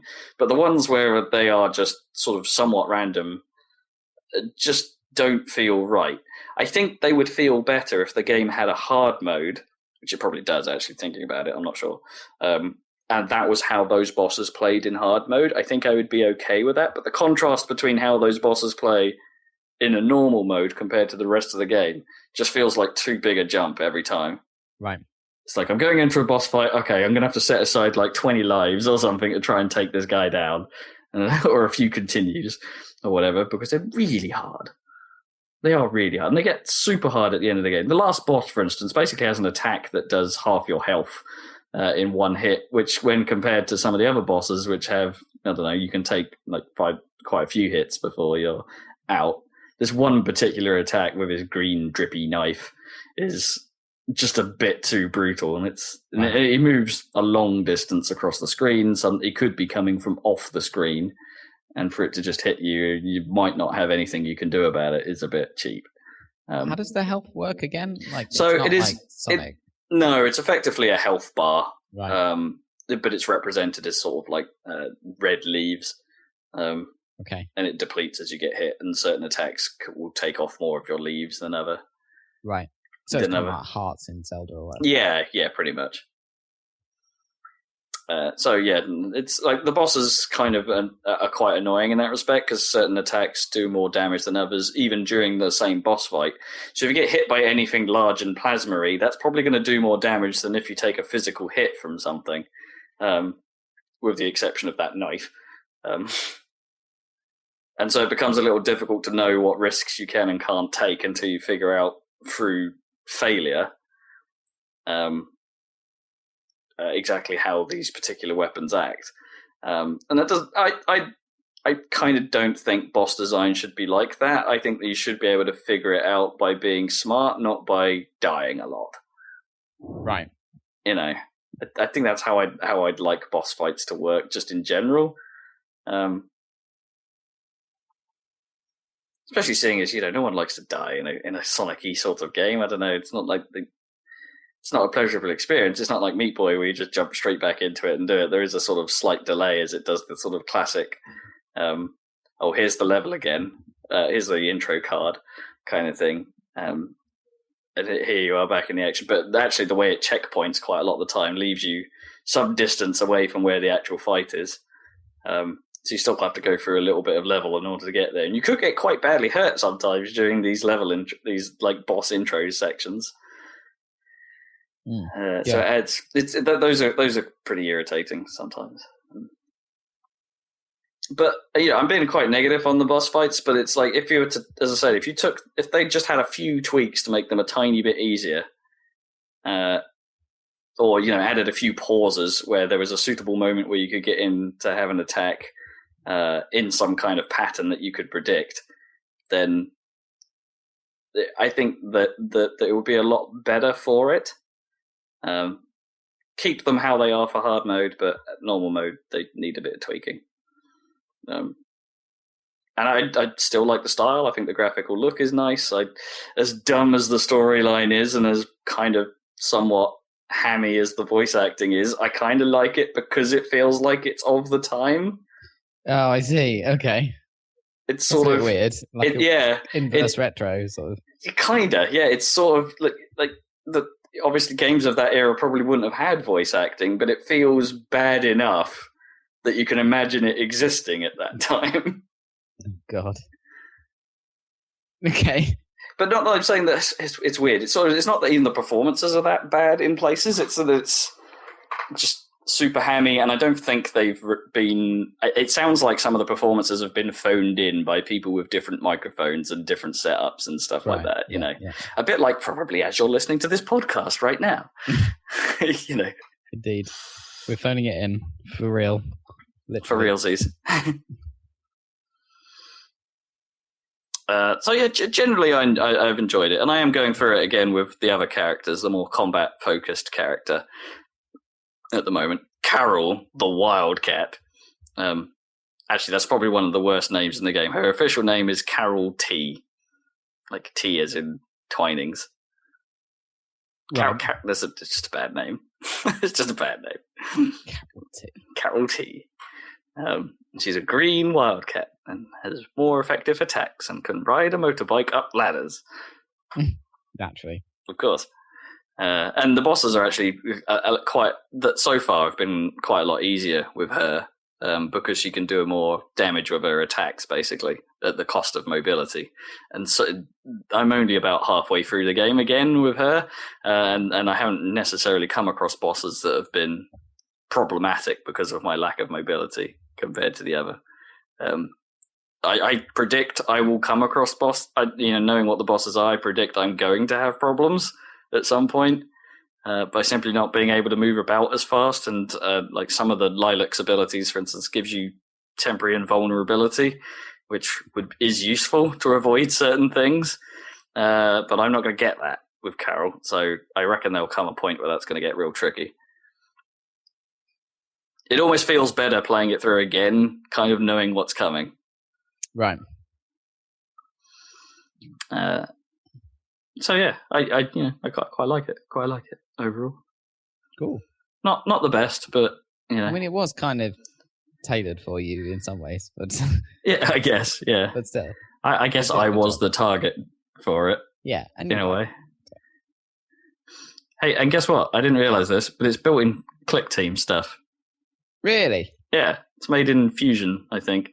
Oh, wow, that's quite impressive given what we know of that stuff.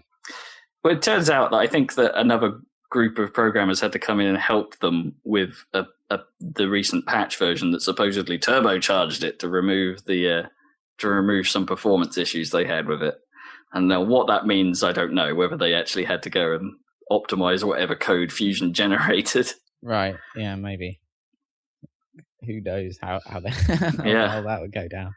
Yeah, but yeah, it's built in Click Team stuff, which I thought was kind of neat. Very neat.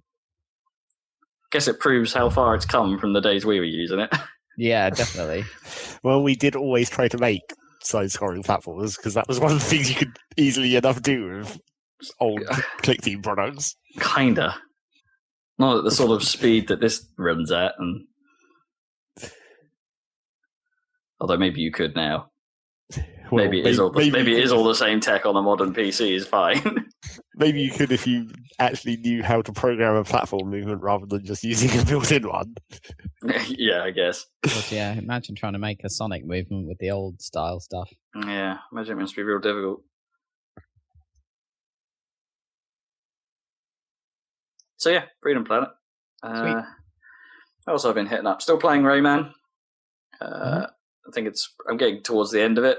Well, I finished most of the news content now, and plowing through a little bit of the Origins content that's there as well. That game consistently charms the whole time.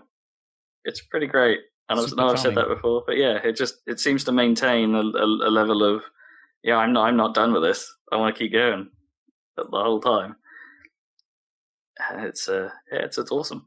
I mean, I kind of like the fact that the game takes no part of itself seriously, in that there's like zero plot, basically.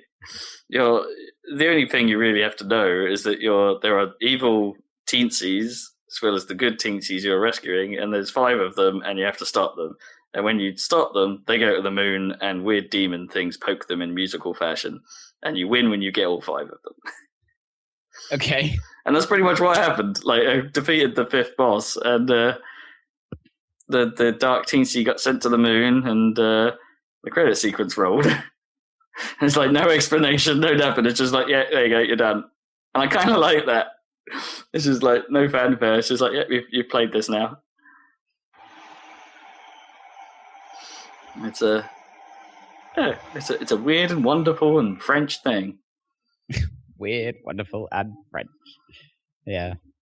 I like that they've retained their Frenchness despite the internationalness of Ubisoft these days. It's just so weird. If all French stuff was this weird, then sign me up. I want more French. Except perhaps not in my racing games. But we have a thing about that. No Frenching in racing games. No. Otherwise, fine. Frenching is disapproved. Whatever. You disapprove. I disapprove.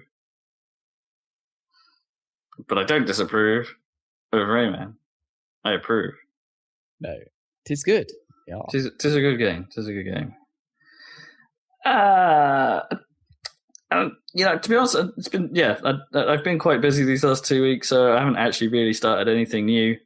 I'm having that sort of itch that perhaps I should. Well, we're theoretically going to technically start something new next time I come over. Probably. What's that? We've finished Halo 1, so we're finally on to Halo 2. Yeah, on Master Chief. But the proper awesome remastered one. Yeah. Yeah, so we've sort of seen the sort of start of it, and it does look quite good. Well, it's kind of weird because of like how unlike Halo 1, it's a lot more sort of noticeably different because it's like even the sounds and stuff. Yeah, they've remastered pretty much everything this time. The whole audio design has been lifted. Things from like the classic beepy, I suppose, alarms have been replaced with more dramatic sounding alarms, like whoop whoop sort of alarms rather than beep beep beep beep. Yeah. They've done quite a lot to it. So have you had much of a chance to try it then? But I basically played through Cairo. Oh, fair enough. Okay, cool. I was just going to see what it looked like, but then what always happens to me in Halo, I got drawn in and couldn't stop. Well, that's the plan. And then we'll actually try and play it on Legendary. Oh man, yeah. No, you're not going to try and do Cairo on Legendary, are you? We are, yeah. Oh, that Can't would be take that hours. difficult.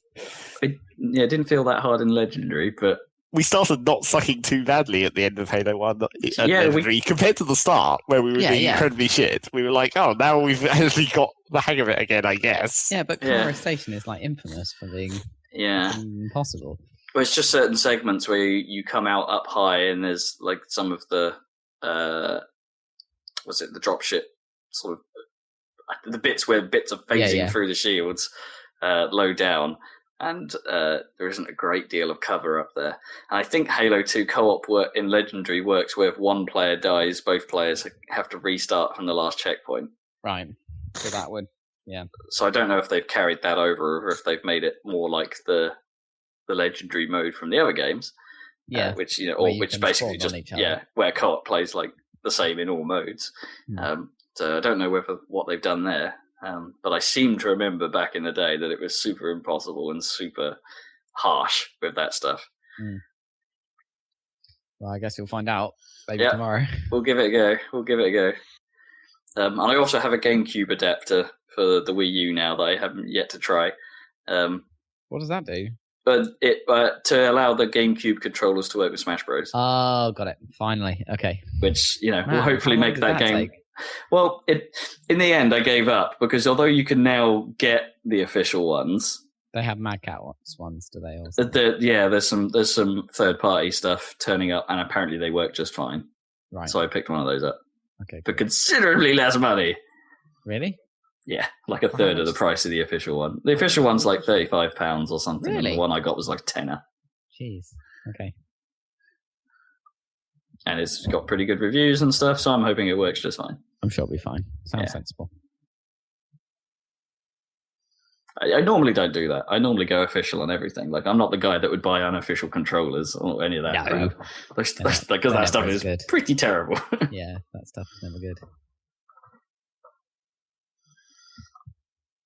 So yeah, stuff will happen. Maybe you'll hear my impressions of Dirt Rally if I jump in on that. And we've still got 2 weeks until, well, a week and a bit until Splatoon comes out. So maybe some of that will come in next cast. That would be cool. And then we'll have our E3 cast before long after that. Yep. Excellent. You been playing much? Well, I carried on playing Grand Theft Auto, of course. But like, it looks amazing. Okay, the amount of detail in that world is just stupid. I don't know how many people work for them or how much time they spent doing it, because it's ludicrous. But anyway, it looks amazing. It doesn't run as well in the countryside, I don't think. Which you'd think, which is a bit weird because there's loads of detail in the city and stuff, but I think it must just be the foliage and stuff. Yeah, I guess so, because there is quite a lot. I think you can adjust it, but it still runs fine. But I have had it crash like a couple of times now. After a while, it just bombs out immediately, like everything running fine, and then bomb, totally gone. And I think I've just run out of memory, so I think I just need some more RAM. So I'm going to try that. The trouble with my my stupid motherboard setup is that my CPU cooler is so big that I can't use one of the slots in my RAM sockets. So like basically, so I have like 2 4 gig sticks in there to give me 8 gigs. But now I can just buy 2 8 gig sticks and replace them and to give me 16 gig. That's like £100. So I think I might do that because then I can run VMs and shit if I need to for some reason. And anyway, I'll be getting Windows 10 at the end of the year anyway. So I've been using Windows 8.1 at work because I've been, I don't know if you know, Rob, but I've been on site at the train line. Yes, I do know. Yeah. So and they have all the latest Microsoft shit. So I actually really like it. I quite like 8.1. I'm quite excited for. I like some of the direction it's gone in. I sort of agree with people that I don't think 8.1 necessarily nails what they were trying to achieve. No. But from everything I've seen from 10, 10 just feels like it's going to be the right direction for this stuff. Yeah, I think 10 will be really good. So I'm looking forward to that. So yeah, Grand Theft Auto looks amazing. I've sort of decided I think I'll be okay if it comes out early to upgrade my system, like do the upgrade to 10. Yeah. Rather than try anything fancy. I mean, I know you should, it's probably recommended that you should try and do a clean install if possible, but until we know more about how that's going to work, I would rather keep everything on this machine rather than go through the whole reinstall, given that I'm still planning on building a new machine by the end of the year. I don't necessarily want to go through that. I think compatibility-wise, we should be pretty much fine. Yeah, I think from everything I've heard. So yeah, I think it'll all work fine. And so yeah. Oh, and my graphics card, the 970, is just really good. Yeah. Even with my big screen that's higher resolution than HD and stuff, it still manages to run shit. So it's pretty amazing. Any news on? Well, would you know anything about what NVIDIA are planning to do in the near future? Because obviously, I'm interested if I'm going to be building. I don't know any. There'll be another round, won't there, or something? But I'm not keeping up with it now. Sure. But 970 was kind of a sweet spot for price versus performance. I think it certainly was when everyone was excited because it was like, wow, okay, for this price, this is amazing or whatever.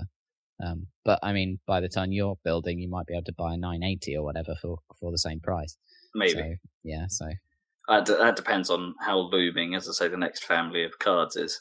Yeah, exactly. Which I'm not sure I know anything about, or I'm not sure I've heard anything about when that may be. My experience has been it's sort of. I don't know, but it seems like it's never really worth waiting for a high price card to come down in price, because by the time it does, you might as well buy the new lower price the next generation will have happened by that point. It's always better to get the mid-level, well, not mid-level, but never get the top level one because it's too expensive, but the next one down, of any given generation is usually a good bet, I think. Mm. Unless you're mega rich and then just get the top one, obviously. Yeah. I mean, some of them some of the mid-range cards are quite overclockable anyway.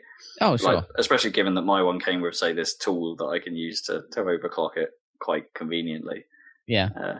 I think my one does too as well. Because I got like the MSI version of it, which is really, really nice. Yeah. Because I was actually looking for a card that was actually short enough that I could bloody fit it in the case, and this is only just short enough because my case is really old.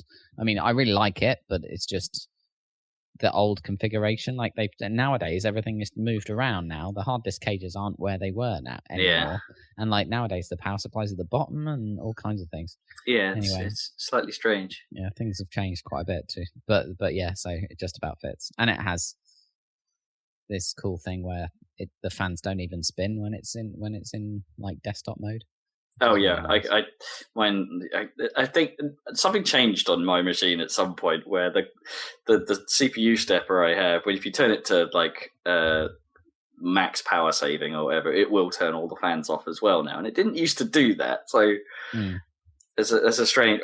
It probably, what I reckon happens is it probably down voltages the fans to such a point where none of the case fans have enough power to actually work. Right. Yeah. That might not be good, but yeah. Well, yeah. Fine. It's hard to tell. But it does go mostly silent if I do that, so that's kind of neat. Mostly. I do seem to have picked up a weird sort of, I want to say a sort of clicking noise that I think is coming from the fan of the power supply. Right. Which doesn't fill me with confidence. Seems okay at the moment. Not quite so clicky today. Indeed. Okay. So yeah, Grand Theft Auto, still really like it. I think you should play it at some point, Rob. But I mean, I still think I should. Yeah, but I will probably get the PC version at some point, and yeah, get it in a Steam sale at some point in the future. Yeah, check it out. I think you'd like where it is at this point in time. You won't think it's the best thing ever or anything, but that's fine. But I'm happy to have paid for it twice and be playing it again because it's really nice. It looks awesome as well. Anyway, I just want to see another Red Dead. Come on. Oh God, if only that was. But they are making another Red Dead, I think. But I don't really see. Well, I don't know. But they can obviously do like another game. It obviously can't follow the same characters or anything like that. They can do something. They can do something, surely. Yeah, but that was really nice and standalone. I thought Red Dead Redemption, but I'm sure they'll do something really good. And I think, given the strength of this PC release of GTA 5, maybe they'll do a nice PC release of whatever that is as too. Because I think the reason that there is no PC release of Red Dead Redemption is apparently the tech is a total disaster zone and their code base is a fucking mess. Right. It was a miracle that it works. I mean, I think that's the best game in the whole generation, but apparently it's a train wreck internally. So, So, like, the port process would be pretty much impossible. Yeah, well, I'm sure it could be done, but they just don't want to do it, or whatever. So, whereas they seem to have got a handle on their tech, like at this point. Well, and you could argue that potentially the port. Well, actually, I was about to say the port wouldn't be so difficult, but then again, it came out on 360 and PS3 first, so they would have probably had to still do some sort of battle. But you could argue that perhaps they went into it knowing full well that they would do an HD version, or not an HD version. Oh, with GTA 5? Oh, definitely. Yeah, all the assets, it's obvious that all the assets are like for, are high quality or whatever. Yeah. Because it all looks really great on PC and PS4, and by all accounts, the PS4 and Xbox One versions are really nicely done too. So, yeah. But you might as well get the PC version. I mean, run it at super high res. Yeah, you'll get the most out of it. Although I'm kind of switching to mouse and keyboard for shooting sections and stuff, for getting headshots and things, but I had to turn the mouse sensitivity way down. I don't think it has the best mouse look. I don't think it's as good as Max Payne 3 on the mouse look. Sure. Have you tried any of the first person stuff to see if that helps? Yeah, or... I tried it. I don't really like it very much. Okay. I mean, it's cool that it's there. I switch into first person for like looking at stuff, and sometimes. I see. But Yeah. generally, you could just sort of swing the camera to see what you want and stuff. And I'm doing the shooting in third person and the driving as well. Like because the driving first person, I like the idea of that, but like there's just too much cockpit. Yeah. You can't really see enough of where you're going. Maybe I should try it on a bike or something. That would probably be quite cool. Yeah. Although that would probably feel a bit weird because it'd probably tilt you crazily. Yeah, of course it would. Yeah. I might give that a try. Yeah. And the heists and stuff are still cool. I like that idea and everything. Mm. Yeah. And the story is still quite a bit dumb and weird and kind of cool. And I don't know. I think it starts off stronger. I think I said last week it starts off quite strong, but it's still I'm still in that early stages. So because I've just got to the bit where Trevor is traveling to Los Santos, but they crashed on my way to Los Santos, and I was like, oh, okay. I think maybe I need more RAM. I don't know. Hard to tell. Could just be a general glitch. Yeah, it goes in. It gives you a thing which is like, oh, it crashed. Do you want to reboot in GTA 5 safe mode or something? I was like, no. It's happened twice, so at least twice. So I think there's a problem of some kind. But I don't. I mean, I think it must be something to do with me or because I haven't. Generally it's been well received, so I don't think it's just a randomly crashing game. I think it's just that because I noticed that my page file was big or whatever. Like I looked at my little RAM monitor and it was like, well, let me see if I can see it now. Page 8%. No, I guess that's normal. I don't know what that means. I don't know if 8% is exactly normal. Yeah. I don't know. My one's currently at 4% and 45% RAM, and I'm not running anything, which probably means I'm due a reboot because I have my mysterious RAM problem. Right, yeah, I'm at 50% RAM. I'm not really. I guess I've got Chrome open. That's probably it. Yeah, Chrome will do it. Chrome is such a resource hog for memory. Yeah, I should go up to 16. I've had 16 gigs on my dev machines for the past 3 years, so I think 16 gigs is probably a good time. See, I've been doing all right with. See, I've been running okay with 6 for a very long time. Yeah, it's never actually been a problem just having 6. No, but in this case, it would be. Unfortunately, I was looking at like new motherboards and stuff like that. The ones I was tempted with have like 8 RAM slots in them, right? And they flank the CPU, so you've got CPU and then with RAM either side of it. They look pretty cool. That's crazy. You could put tons of RAM in there. Yeah. I mean, if you've got 8 gig sticks, you put 32 gig of RAM in there. Hell yeah. No, wait, more than that. What? No. Yeah. 16, you can go to 64. 64 gig of RAM. No. Long. Yeah. I'm probably going to try and build this one big again. Oh, no, I've lost you again. What? Hello? Oh, good. It's very helpful. Yeah. Well, I guess there's nothing else to talk about anyway. No, that's probably it. We've sort of padded for the last 10 minutes. Yeah, not a very interesting couple of weeks. I don't think. Your channel, default channel, timed out from the server. But there will be more Dr. interesting video coming up on our YouTube channel. Right, I'm back. He's back. That's a good question. What is the next video I'm going to put up? I probably need to go back to Final Fantasy for the next video to put up, right? Probably. For scheduling reasons. And then maybe, just maybe, Besiege will go up. After like several months. We recorded that so long ago. Yeah. Yeah. The Dirt Rally thing kind of put me off my pattern. Well, I'm going to check out the Dirt Rally thing then right after we finish recording, so that'll be good. And then there's another Sonic Adventure video to go up as well. Yep. We played through the cat storyline. Oh, God. You must be running out of Sonic Adventure at this point. There's 2 more we'll probably get out of Sonic Adventure. We've still got Gamma's storyline to go, and then there'll be the Supersonic bit, which will be a short one. Theoretically. Yeah. Spoiler alert, Supersonic. It's absolutely not a spoiler. Yeah. And maybe we should record Binary Domain or something tomorrow so I can actually start playing that. Because it's next in the Steam A to Z list, and I kind of want to play it to see how dumb it is. Yes, you kind of want to play it, but you're not. You keep not doing it. Well, yeah, because I was waiting for a video, so we can go into it blind. Try and figure out how weird it is. Live.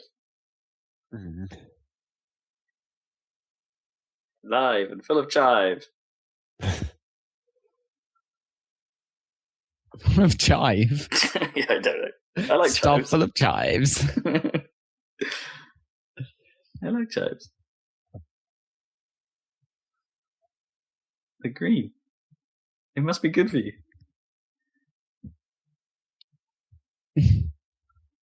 Must Everything- be. Yeah, it's like pine trees. Probably good for you. We cannot validate these claims. You could try and validate them. Yeah, I'll go on a pine diet. In fairness, we have had 3 different types of pine tree as our intro words so far. I look forward to more pines in future. Yeah. Wolfram seems very keen on suggesting pines. It's like, and now for our next trick, the birch. We've run out of content for this podcast, it seems. Yeah, we totally have. We totally have. Okay. Wrap it up, Ben. Time to wrap it up. Thanks for joining us. Check out all those YouTube videos, and we'll catch you next time for more Splatoon and various other games on the Saladcast. Thank you. Bye. Typical wait for Zach to say something or not say something. Never. Never. See you guys.